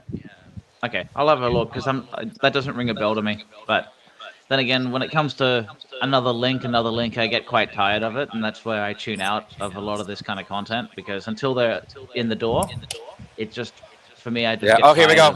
Content. Oh, Dwight had a really nice ball up to Barry. Barry wasn't able to get to it in the box. That was a nice little bit of play there. I was able to talk to I was able to talk to Patty Boylan today. Not really a scoop, but Patty's confident they're going to get a few more signings in, but then we're going to get a lot more stuff closer to the end of the window. So most likely a few more permanent transfers, and then probably a fair amount of loan deals coming as well. Okay. Well, I suppose a lot of these, we're not the best situation for anyone, but we're the next best thing. So once the final, bigger clubs make decisions, then everyone else will kind of follow suit, and it's usually until the last 2 days before the deadline, and sometimes they'll make it formal at the very last minute, but it takes a few days right before the end of the season for I don't know, Man United want to buy a player, and we wait for the sequence of the hierarchy of this person moves here, this person moves here, and we're second or third fodder to those clubs. Yeah. So once they decide what they want to do, then we get our I think you're right. Patty made the point and saying today that is Everton really that much of a step up from Lyon at this point? I think it is just the Premier League itself. I mean, you're telling the guy wearing the Everton shirt right now. I mean, I absolutely think it is. But they're playing. I believe they're playing European football, right? That's equivalent almost. Yeah. So I mean, it's just going to come down to the money. Are Everton going to commit pounds to this player and pay the asking price from Lyon, and then hopefully pay a wage that is going to make him want to come? Yeah, he's so desperately needed. Like to talk to. Oh, awesome guy. I mean, fantastic dude. He's got as much tonality as we do, right? Yeah, I talked to Matt Jones as well from the Blue Room. Oh, yeah. Great dude there as well. That was really fun to see those guys today and get to interact with them. All right, I'm going to get going and watch this a little bit. We've seemed to start a little bit brighter in this half, so I'm hoping for good things to come. Cool. All right, take care, bud. Yeah, so I didn't want to talk while he was talking because I think he's slightly more ahead of the live coverage. I'm here on 49 minutes 50. It's still 1-1. As we said, it's Barry, Garner, and Alcaraz came on. So it's going to be a back four for Everton in this half. So hopefully a little bit of a change in fortunes. Dwight McNeil's moved from left wing back to right midfield. James Garner to right back, taking the spot that was occupied by Nathan Patterson as a right wing back. And Beto, who didn't have great service and put in a shift, but it's hard to give people credit without the success of forward play. But Beto was pretty hung out to dry, honestly, in that half. We couldn't hold the ball up. We couldn't get the ball from the left side through the middle to him consistently. It's pretty windy out there, and he got burnt out. So we're going to have Tiano Barry, who's just cut. They're trying to do some through balls that look a little bit better weighted. About 5 minutes ago, Dwight McNeil had a through ball that almost had Barry in on goal, but so far, no scoring opportunities. But the link-up play is, I guess, better, but it's still, until we're seeing the final result of a good first touch, in on goal, taking a strike, it hasn't been put together yet. McMessy. Yeah, at moments he certainly has that, but it's been frustrating for Dwight McNeil watching him because we know what he can do, but it seems he hasn't put it together yet. This that was just enough. There was O'Brien was chasing the ball down and headed it back to the keeper, but a bit heavy weighted. But we're watching a bit of build-up play here with James Garner, a pass through to Barry, but no one was with him when he tries to heel it back through the middle. Alcaraz couldn't get to it, so led to West Ham getting the ball, but they caused an easy turnover and have it back with Everton now. So the centre halves are passing between themselves. O'Brien to Keane, out wide to, looks like Mikalenko on it. Oh, no, sorry, Njai, who is a refined Garner Gay, but was shut down pretty quickly. So we're starting again now. We've got Jake O'Brien on it. Coming through has the option of Armstrong and Garner Gay. Chooses neither, so back to the keeper again. So here we go, building up from the back. This is where we get our possession stats, ladies and gentlemen, in our from our keeper to our fullbacks. Looks like Njai trying to build us up from the back, but caused a little bit of a turnover. And Paqueta trying to find what's his name again? Diouf, but was turned over. So now Dwight McNeil has it coming through the middle. Looks like he was nicked in the back of his leg, and will be a free kick for Everton. A little bit past our halfway. Mm-hmm.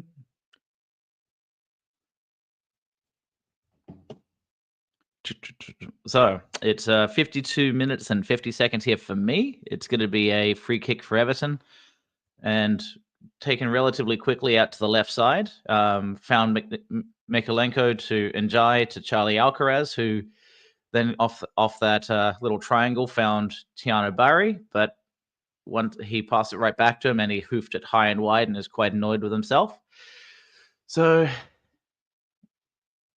yeah, quite poor there. The ball seemed high off Alcaraz's shin and high and over. So it's going to be building up from the back for West Ham here, but very poor from them and well shut down from Everton. So Garner Gay gets it, and now Everton are going to try and build up from our backside.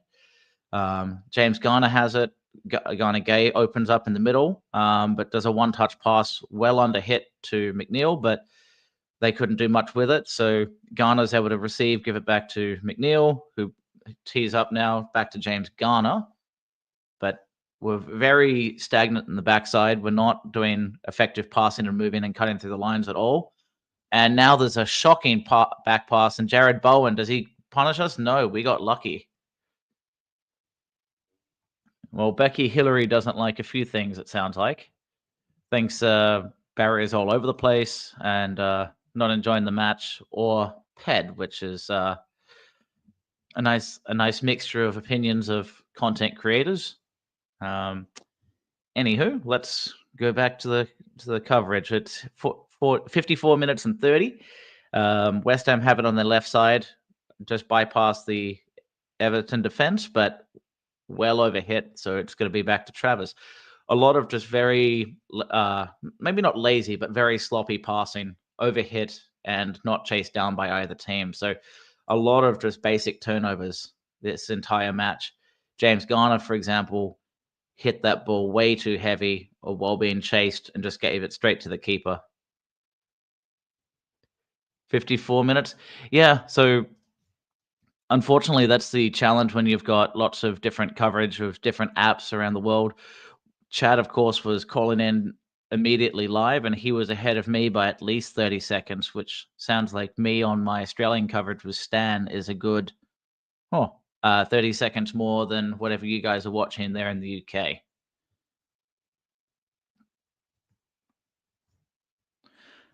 All right, well, Everton have it on their left side.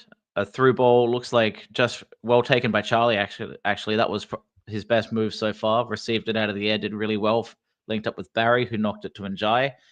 Everton have a few players forward, but very slow to do much with it. So it looks like we're resetting, but Everton have players at least on our side, on the attacking side of the pitch. O'Brien and Keane have it around the halfway line, passing amongst themselves. Armstrong presents for Njai, but doesn't take it. So we're switching again from Keane out to O'Brien, who sees a run in Barry, well weighted and receives, but chased down and does well. Finds Garner Gay, tries to tuck in and pass it back to Barry, but was blocked off. And now chased down on the left touchline by the corner flag. Garner Gay blocks the pass, but leads to a throw in for West Ham. A little bit better for sure, but still not enough. But that was at least us challenging, having some good through balls, and at least Premier League poor Everton, not Championship poor Everton. So, and specializing and giving the ball away. Let's be honest, it's not just us today. West Ham look like that as well. Charlie Alcaraz trying to link up with McNeil, but poor from McNeil, and led to West Ham having a little bit of having a turnover through here in the middle. And they get a link-up play, but well chased by Iliman Njai. Intercepts as he's tracking back, so great from him. Garner Gay has McNeil, who's stagnant looking for passing options, trying to take on a few players, but doesn't have a right foot. All of West Ham knows it, meaning he has to turn around, scurry back, and find James Garner. And the entire 22 players on the pitch look flat-footed, waiting for someone to take on the game right now. So it's knocked over to James Garner, who's going to go wide to McNeil, wants to do a quick pass back, gets a little bit of pressure from his backside, falls over and wins the foul. Not too much in it, but looks like a free kick for Everton all the same. So we're going to do another slow build up through the middle, but we're really not breaking any lines. Iliman Njai does turn the first man and does not get through the second, causing another turnover. So West Ham have it now, trying to come through in the middle. It goes to Michael Keane, a little bit sloppy on his first touch. Bowen nearly gets there, but recovers. And Everton still kept possession. Charlie Alcaraz now feeding James Garner on the right side. So Everton have a chance, a heavy cross. The right idea if Barry knew it was coming, but I don't think he did. So you could see also he was trying to curl the ball over and the wind seemed to be blocking the spin of the ball. So very windy conditions. Again, we're doing long balls without the ability to either time our runs effectively. The rare times that Beto could get in behind, he was slightly offside, or just run in the wrong direction, and there's no collective thought on where we want to be passing the ball. So Barry's running, but he seems to be running in different directions, in this case, to where James Garner thought he should be.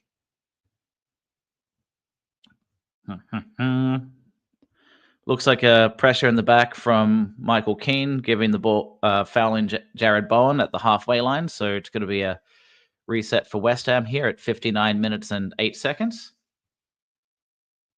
So a little switch of play to the left, West Ham's left, but Charlie Alcaraz chasing back as they try and reset again, but they do just enough.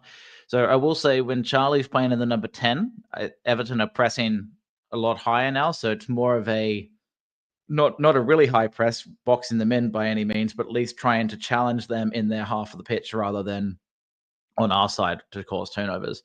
So if we do win the ball, we have a chance of scoring pretty quickly, and we have more players up invested in that turnover compared to the first half. So I think the setup with the back four with Charlie in that 10 role has been proving more effective so far. Doesn't mean we're scoring, doesn't mean we're connecting on our through balls for the likes of James Garner or Dwight McNeil consistently enough, but I think it's looking a little better. Iliman Ndiaye is able to intercept a pass between the center half and the right back, which I think is now, it's still Kyle Walker-Peters, I think. And it looks like there was a foul from Paquetá as he was chasing Ndiaye, and he's wagging his finger at the referee, not happy with it. I'm not sure what Becky's up to, but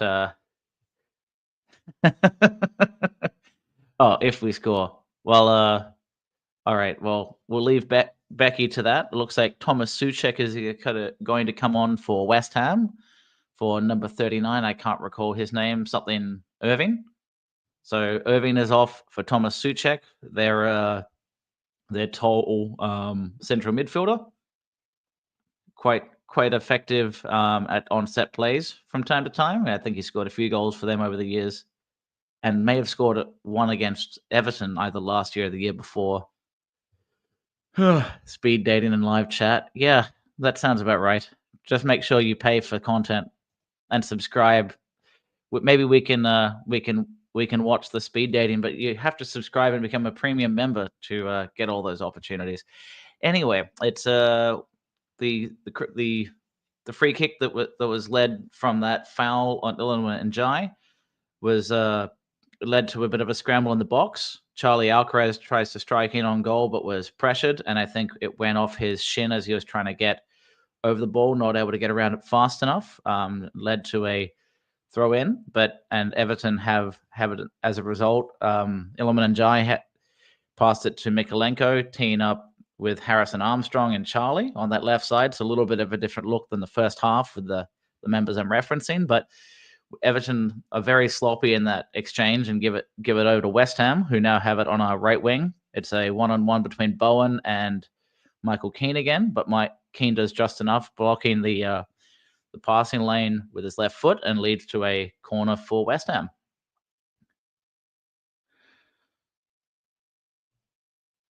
We'll leave balls and nets out of it. All right, so it's going to be a corner kick, a right-footed out-swinging cross, I'd imagine, from Jared Bowen, who looks like he's going to be taking it. Most of the West Ham players are lined up by the penalty spot on the back post and charging in now, but they don't beat the first man, so it's not just Everton that can't pull this off. So they don't beat the first man either, so it's headed out for a throw-in to West Ham, knocked over to Bowen, and then Ndiaye does really well tracking back and has Armstrong in the middle, and goes to Keane, who does a very strange-looking left-footed chip pass towards the halfway line. Doesn't do much with it, and Juan Bissaka, who I think came on for Walker-Peters, received it and is passing it amongst their centre halves here. Barry chases the centre half for West Ham, so they quickly rush a chip that was unsuccessful, goes out to the left side and out of place, and Mikalenko has it for a throw-in. Footy.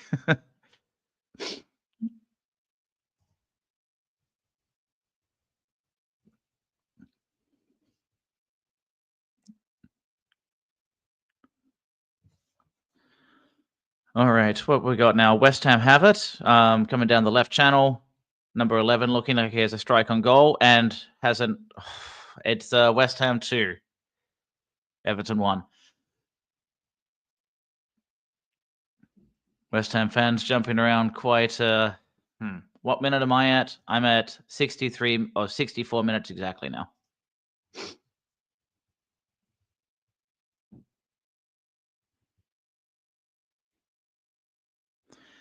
So we weren't able to shut down that play there at all. I think Garner out of position. O'Brien was about a cleat away from making contact with that, but it was very well struck in the bottom corner.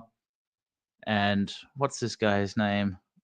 Is that Fulkrug? Yeah, Nicholas Fulkrug. It looks like it was an excellent strike, honestly, on his left foot on the bottom right corner, and the keeper wasn't able to get to it.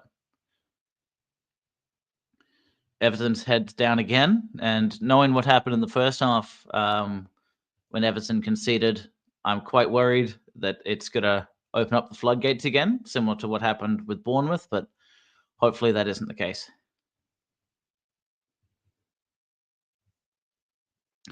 But, yep, Fulkrug scored on 64th minute. I'm here on 65 minutes, and Everton have it.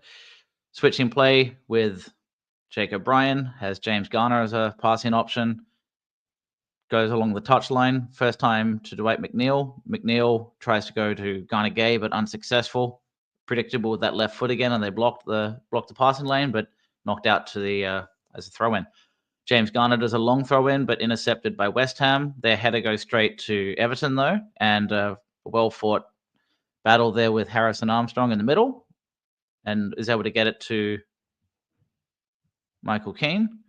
Goes out wide on the left-hand side. A bit of a heavy touch, though, causes a turnover. Bowen receives, who's playing short as the false 9 to set up West Ham through the middle again. Fulkrug cuts in. Michael Keane's able to intercept, so it goes to Garner Gay. Is able to do just enough while falling over.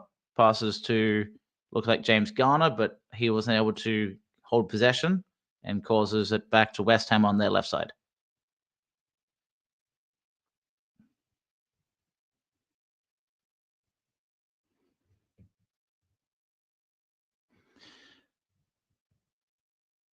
If you're talking about the goal there, I think he wasn't close enough to him, and he was a little bit half committed, and you can see that on the replay where he was trying to block the ball, but he couldn't get his foot down, so it went under his studs. So it was a goal of fine margins, which is some of the best looking highlights, honestly, where it went just under his studs and just past Travis's glove in the bottom corner.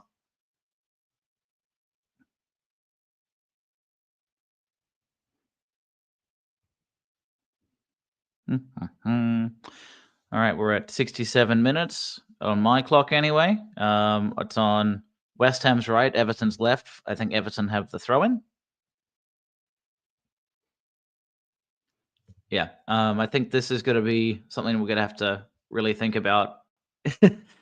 How are we in possession? The one positive looks like Tarkovsky is coming on. Maybe he will break up the Becky banter. Looks like there's going to be another water break here at 67 minutes and 28 seconds. Looks like they're interviewing James Ward-Prowse, but I'm not going to listen. So Gaspipe, who scored for us? That would have been Idrissa Gana Gay. That was relatively early in the first half. There was a interception around the halfway line. Harrison Armstrong was running in with it, and then knocked it wide to an overlapping Gana Gay, who cuts the strike on his left-hand side. A little bit of a scuff shot, but it did just enough to either surprise the keeper, who went down to his right but couldn't get there, so it kind of bounced over his glove and into the bottom left corner of the Everton net, and that was how we opened the scoring. But after that, there was a goal for West Ham right around 35 minutes maybe. A really poor goalkeeping error by Travers, who instead of trying to grab it, maybe he was misjudging it in the wind, tried to punch it. He punches and misses. Then it kind of knocks off his head. I think it was his forehead and shoulder, goes past him. And then it was a chase down, I think, between Paquetá and Michael Keane, and Keane can't get there, and it's knocked into the back of the net for 1-1. And then the second goal was the Nicholas Fulkrug one about 5 minutes ago, where we can't shut him down on that right side. Ghana out of position, and at the same time O'Brien trying to shut down the play, doesn't get there in time, and it goes under his studs when he tries to block the shot of Fulkrug's left foot. It was actually a well struck shot to their bottom right corner, and it goes in past Travis's left glove. So it's 2-1. Tarkovsky is on and Chimiti is on. I'll see if I can get you an update here on who came off. It looks like maybe Jake O'Brien came off. Well, at least Tarkovsky is playing in the center role with Michael Keane, but I'll keep you informed as I'm watching here to see how Everton have lined up.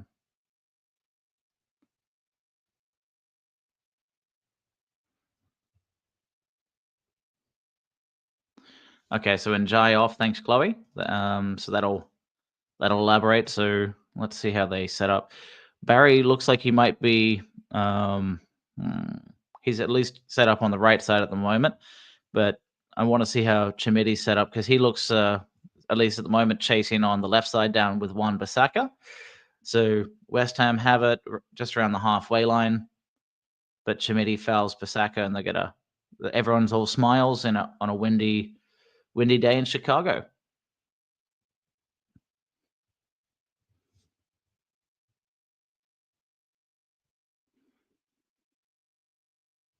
Yeah, so they're showing the replay of the foul. Mavropanos gives it to Wan-Bissaka, who kind of rolls back and tries to pass to a centre half with a chasing Chimiti, who's just came on, probably excited to make an impact, and makes contact with the toe.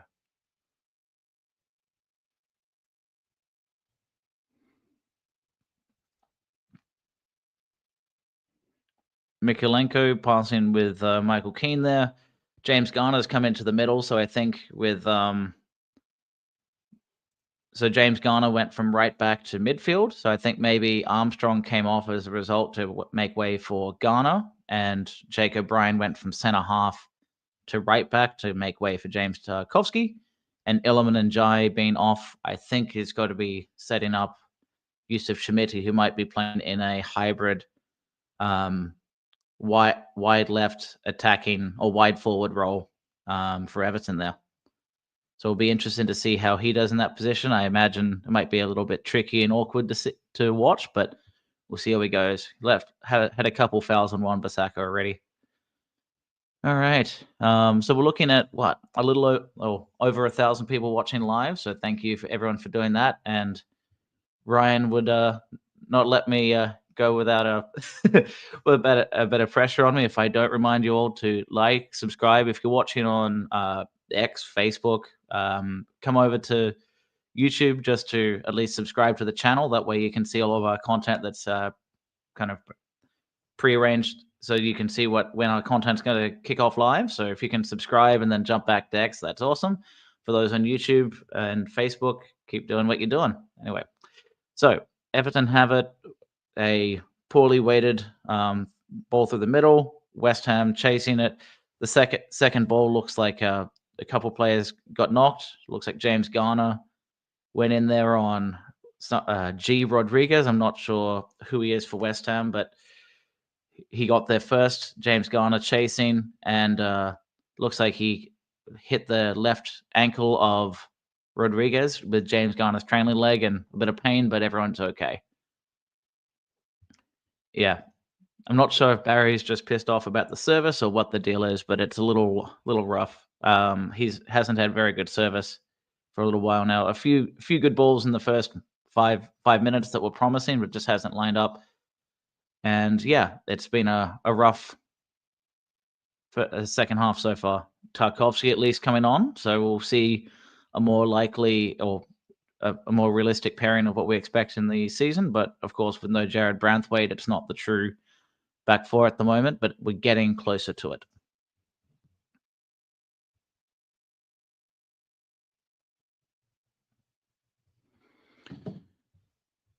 Well, that's a little bit sloppy, but did just enough. It was Michael Keane.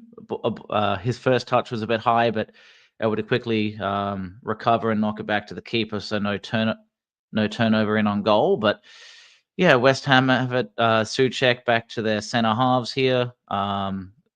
At least Everton are still trying to press, but it's looking a bit more dysfunctional, and the press is dropping further and further back. So instead of it being trying to cause turnovers in West Ham's half, now it's around just inside the Everton half is where our turnovers get to come from.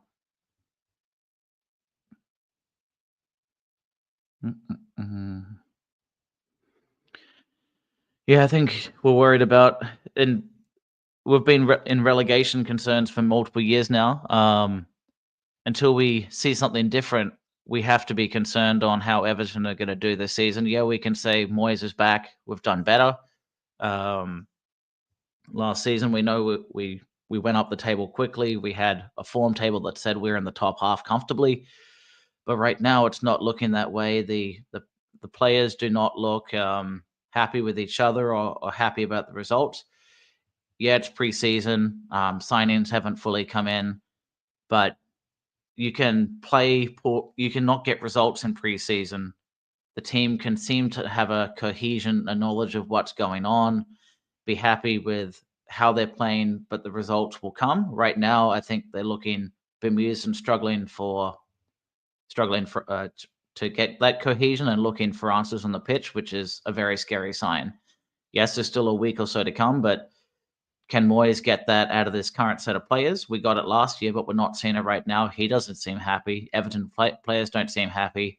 We got one player across signed recently, but we also know from the likes of Chad, who got the inside scoop from the Everton Athletic correspondent, Paddy Boylan, that he expects signings to come through. I mean, that's optimistic and hopeful, but, likely, but they're not here yet, and they're quite likely to come right at the end of the transfer window when the bigger clubs who get their marquee players sign them, and then the sequence or chronology of everyone else and their sequence of who they want to buy rolls out, then Everton's options become a little bit more concrete for loan signings amongst other players.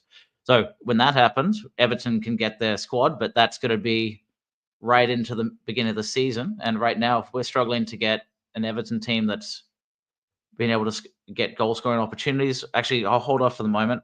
Charlie Alcaraz went to Dwight McNeil across the back post. Barry almost in, but slightly overhit. Tarkovsky is able to get the recovery. Goes to Mikolenko here, who's looking for a cross into the box. A little short.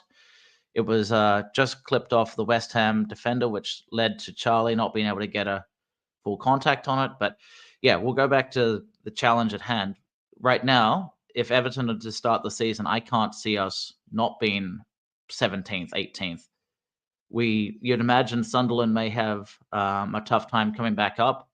Burnley have consistently done well in the Championship and struggled to make an impact coming back up now. So we're not sure how they're doing, and it has been tough for all the Championship teams. And Leeds, well, big club as we know, but are they of Premier League quality yet? Do they have the finances to push them across the line? They've restructured. We've taken Angus Kinnear from them. So are they going to be breaking through? Maybe not. I think Everton and West Ham are, at least from the end of last season, West Ham were right there at the bottom with the likes of Tottenham and Man United. And we also know that Everton were in that spot with Wolves, and then both Everton and West Ham moved up. But right now, the way Everton are playing, assuming that West Ham are equally poor as they were last season, again, a caveat, we're looking right now to be in that relegation battle. Maybe not at the bottom, but we're nowhere near that mid-table to fighting for Europe that we've been talking about. And it's not about, I get it, but it's more about, it's not even the results, it's how the team is playing together, even if we don't get the results. That's my concern. And yeah, we want to get the right ones in. We don't want to spend 20 mil on the wrong player and then can't phone them off. That's not a strategy sustainable for us. So I get that.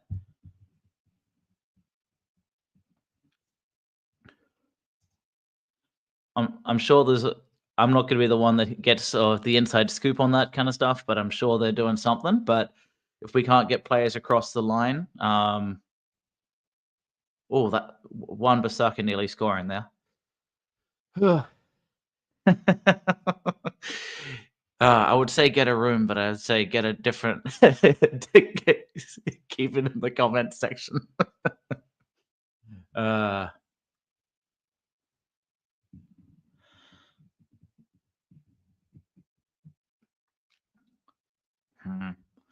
Yeah, and look, I can have my own view on it. It's just me. I'm not in charge of Everton. I watch the content. Isaac Heath is coming on, by the way. Almost certainly everything we say now will time out poorly, but it's my feeling on what I'm watching so far. You start off watching game 1, game 2, and what we're on game 4 that's been televised now fully, and we say the same thing. It's still preseason, which is absolutely right, but there's a concern that this will carry into the season based on the current trajectory of how the games are going. Isaac Heath is now on the right side, though, trying to take on a few players. It looks like, did he get a corner out of it? Yeah, he did. So it's going to be on Everton's right side, so it's probably going to be an out-swinging corner from James Garner. Yeah, that hit the side netting, but that looked pretty close, didn't it?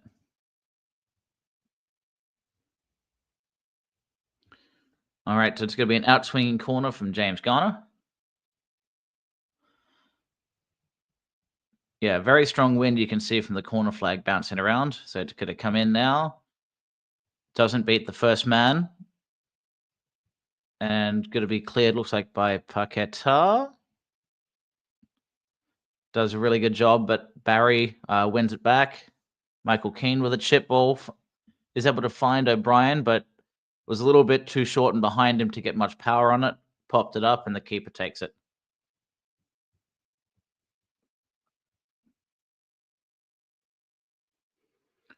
Yeah, that was definitely better. A really, really good, well-weighted, short, direct cross from Michael Keane, just slightly too far behind O'Brien to do much with it. So West Ham have it here on a counter-attack coming through the middle. They have a Souček on it, goes out wide right to Wan-Bissaka, who's cutting in now, goes back to Souček. Does a cutback, but intercepted, but goes back to Wan-Bissaka. Back to Souček. Has a passing option in the middle, who does an overlapping run to the right, does a little 1-2 with him, finds Wan-Bissaka again, goes to Paquetá, goes into the middle, another 1-2 with Fulkrug, but overweighted 1-2 with Bowen, leading to Everton getting the ball back through the keeper. Ooh.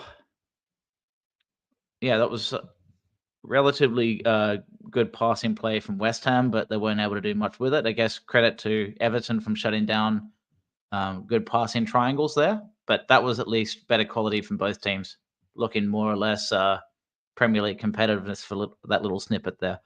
Michael Keane has an interception. He's right around the halfway line, asking for passing options, and then he finds one on the left, but his chip ball way heavy.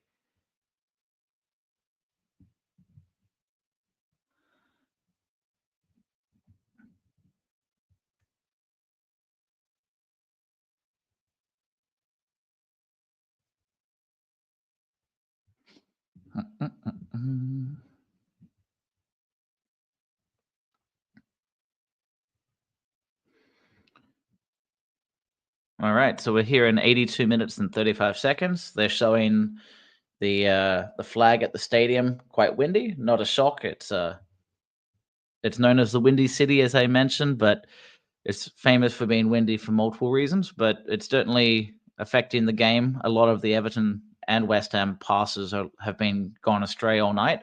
Seems to be that it's like windy for a short distance, and then the ball carries after about 20 meters and it goes long. So it's been really tricky to predict and successfully hit through balls all night. But Everton haven't really adapted too much. Looks like Mavropanos got injured there, so they're going to take a break here in 83 minutes.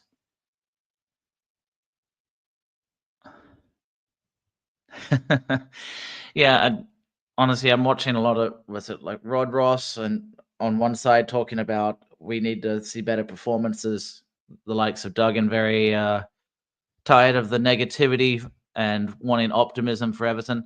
I think there's a fair. It's to say that it's going to be it's all over or things are all fine. Both are reasonable. I mean, it's all over. That's wrong. But based on the data we're seeing visually, it is concerning. But then again, started last season when we said, well, we couldn't beat Salford, we couldn't get results. And you think about what our first game was, I think we lost 3-0 to Brighton to start off the season. So we didn't start off well and didn't have results early as well.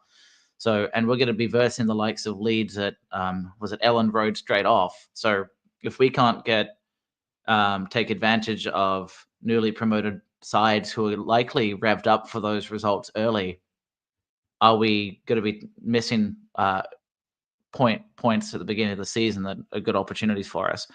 So that's where this conversation lies. Does it mean that the result against West Ham means we lose next week? No, I don't want to be daft and say that's the case. It's just how we seem to be playing. I will mention the second half. I've liked the back four, moving back to a back four. I think we look a lot more comfortable, either with James Garner or with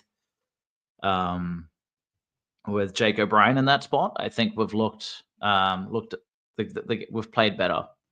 It's still the challenge for sure of being able to bring the ball through the middle. But at least we're pressing higher and not trying to win the ball back in our own half and not having players available to us going forward. So I think that's and yeah, making the eyes bleed. Yeah, so it's frustrating, but look, it's not the end. Of course, it's not. It's still preseason. We've got another match against Man United. If we beat them, the world changes, and it's week by week. And when it comes to content for us talking, you get a win on Saturday, everyone's happy, or the world's coming to an end. Football's dynamic like that, so it's fine. Everton, though, at the moment, here on the in the West Ham side, we've got a throw in. So maybe this is an opportunity for us to do something with it. Looks like Mikalenko's lining up for a long throw in, though, so we'll see how that goes. Mavropanos got taken off. Looks like they're icing up his calf. So going for a long throw in, doesn't really get far enough, and Wan-Bissaka intercepts. It's back with Mikalenko going for a cross deep to the back post. Isaac Heath wins it.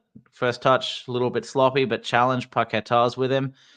Heath and Charlie chasing Paqueta, but that he does just enough to get it to his player. So they clear it to basically just giving it to Tarkovsky on our side, and we're starting to play again. James Garner now playing it short, has O'Brien on the right side, who does a well-weighted. Oh, that was one of the better balls I've seen in that half. That was really good.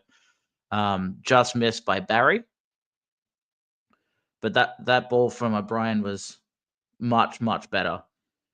With pace, low, bouncing, and Barry was almost in. That's the kind of cross we need to be seeing more of. But again, we're talking about you can take positive and negative from everything. That's the type of delivery that if we do that more often, we're going to have goals in the onion bag at some point. Anyway, we didn't make the contact, and we're starting again. It's going to be a goal kick for West Ham, I think. So we're here at 87 minutes and 36 seconds.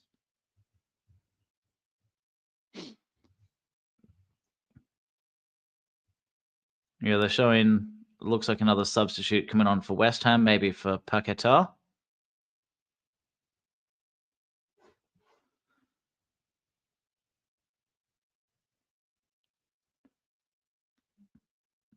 Okay, looks like they gave a free kick to Everton on the left side for contact from Paqueta, but all the same, Everton have it. They're trying to press up high, so you can definitely see they're going for it now. O'Brien's playing in a more advanced role.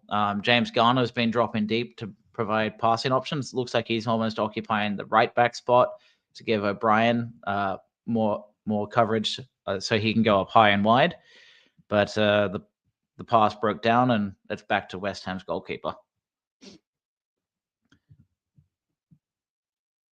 So they have a long goal kick, goes straight to Michael Keane. Good first touch on his left. Goes out wide to the left-hand side to Chimiti, but tries to make a turn, but very predictable. And West Ham win the tackle, but knock it out of bounds. So Chimiti has it. Looks like he's going to give it to Mikalenko. Yeah, and Paqueta's coming off for number 61 of West Ham.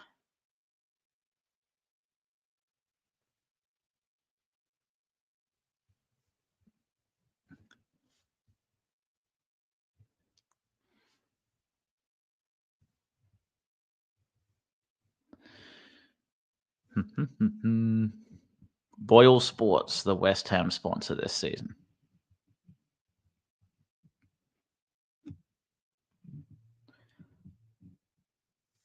Yeah, we're talking about how Everton have not been breaking down the game, but West Ham haven't.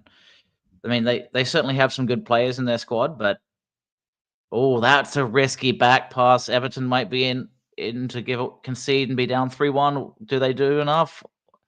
Everton, no. Oh, that was close. We nearly risky back pass there, and Everton did just enough. They had a shot on goal, but parried. So Tarkovsky wasn't able to get to a risky back pass, and Michael Keane was beaten, and the keeper does just enough to block the shot from, I think his name was Offord, the new substitute that came on for Paqueta. Yeah. I'm lost for words, yes. All right, looks like we're starting again on the right side, looking for passing options between O'Brien and Heath. The pass was not good enough, and blocked off by number 17 from West Ham. But all he could do was knock it out of bounds. So Brian's going to do a long throw in. Good power in that pass, that throw in actually to Barry. Took on 2, but 2 was too many in this case. So West Ham have it. They're building up with Wan-Bissaka and a heavy-weighted ball that's just a little too much. Michael Keane's chasing as well, but it's going to go out of bounds. So Everton have it. Fulkrug couldn't get there, neither could Michael Keane. So Everton have it on the left side. Knocking it short to Charlie. Back, little 1-2 with Keane. Switching into Tarkovsky now, who's in the middle. He's running pretty aggressively through the middle, unchallenged. Looks like Heath was knocked over, but no foul given. But it's going to be a corner for Everton here at 91 minutes and 30 seconds.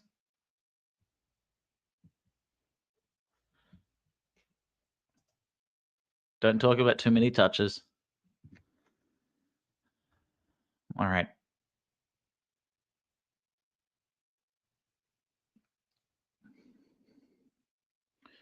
Two hands up. Looks like it's going to be a deep outswinging corner from James Garner.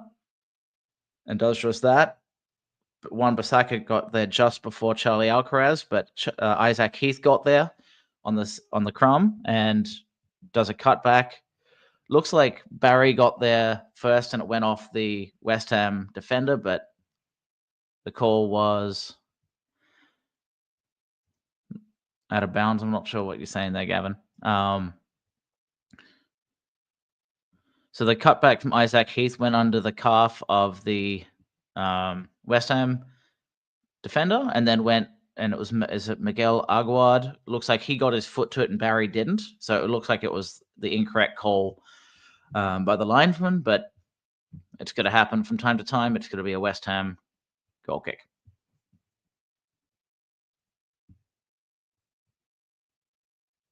Yeah, Danny, it looked like it should have been another corner, but sometimes that happens. On first glance, I thought it was a goal kick, and then when they zoom in, and they're a lot closer than I am off my little iPad trying to watch it. But yeah, it looked on first glance like it was just a missed hit by Barry, but Barry got there second, so he didn't touch it.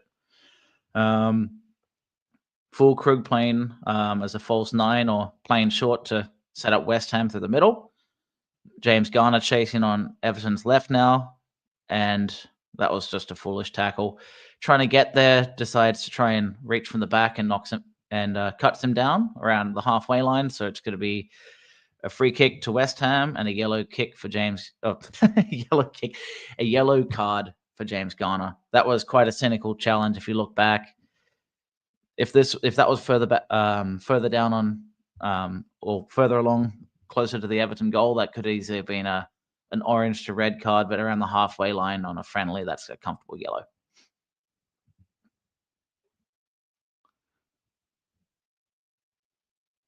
A ball up to Barry, a little bit too heavy, and he can't do much with it. So West Ham win it back, but Everton are chasing. Charlie Alcaraz chasing down with Barry. The left back lets it, knocks it back to the keeper. The build up through the middle, though, from West Ham is getting sloppy, so Everton are won the ball again. Michael Keane has it, goes with Armstrong. Chimiti doesn't do enough with it and causes a turnover. So now Fulkrug is up with Bowen. And is that Souček? I'm not sure I know. Oh, number 61 to Jared Bowen on the left. His cutback was read by Tarkovsky well. And it's going to be a throw-in for West Ham at 94 minutes and 43 seconds. Maybe enough time for Everton, but on I highly doubt it at this point. It's probably going to be a Everton loss here of 2-1, but we've got maybe a minute or 30 seconds or so more of game to play since the ball is out of bounds.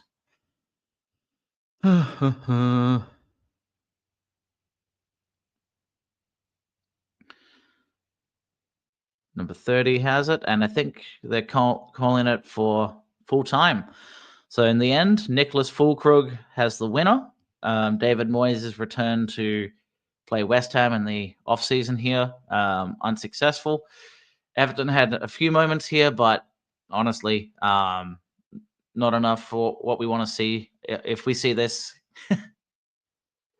if we see Everton play like this in the season, I think we're going to be in trouble. But there's always a pinch of salt, a spin on this that it's still off season.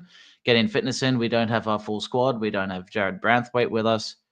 But what we really want to see is more cohesion. We saw some positives there near the end, where we had no, and to Gaspipe's point, we had no injuries.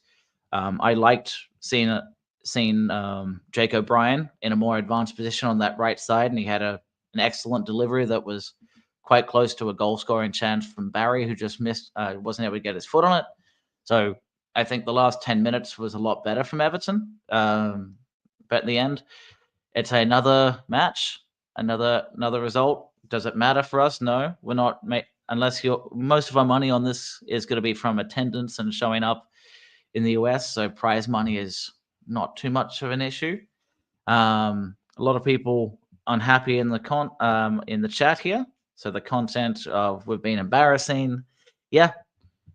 And honestly, I think we can settle on this. We're going to have later this week or in the next week or so, we're going to be versing Man United for a final match of this US tour, and then it's going to be back to Roma. I think we host, I forget the day, but it's going to be in a week or so. We're going to have Roma, and then it's off to the start of the season. Golf, American football, or soccer. Well, I can do whatever you'd like. I can comment. I can talk with a British accent. No, I can't. I will. But thanks for watching all the same, guys. I think I'm going to end it there. So I move on with my day. I know it's going to be late for you guys in the UK. So thanks for all for listening. Please like and subscribe to the content. And until next time, up the toffees.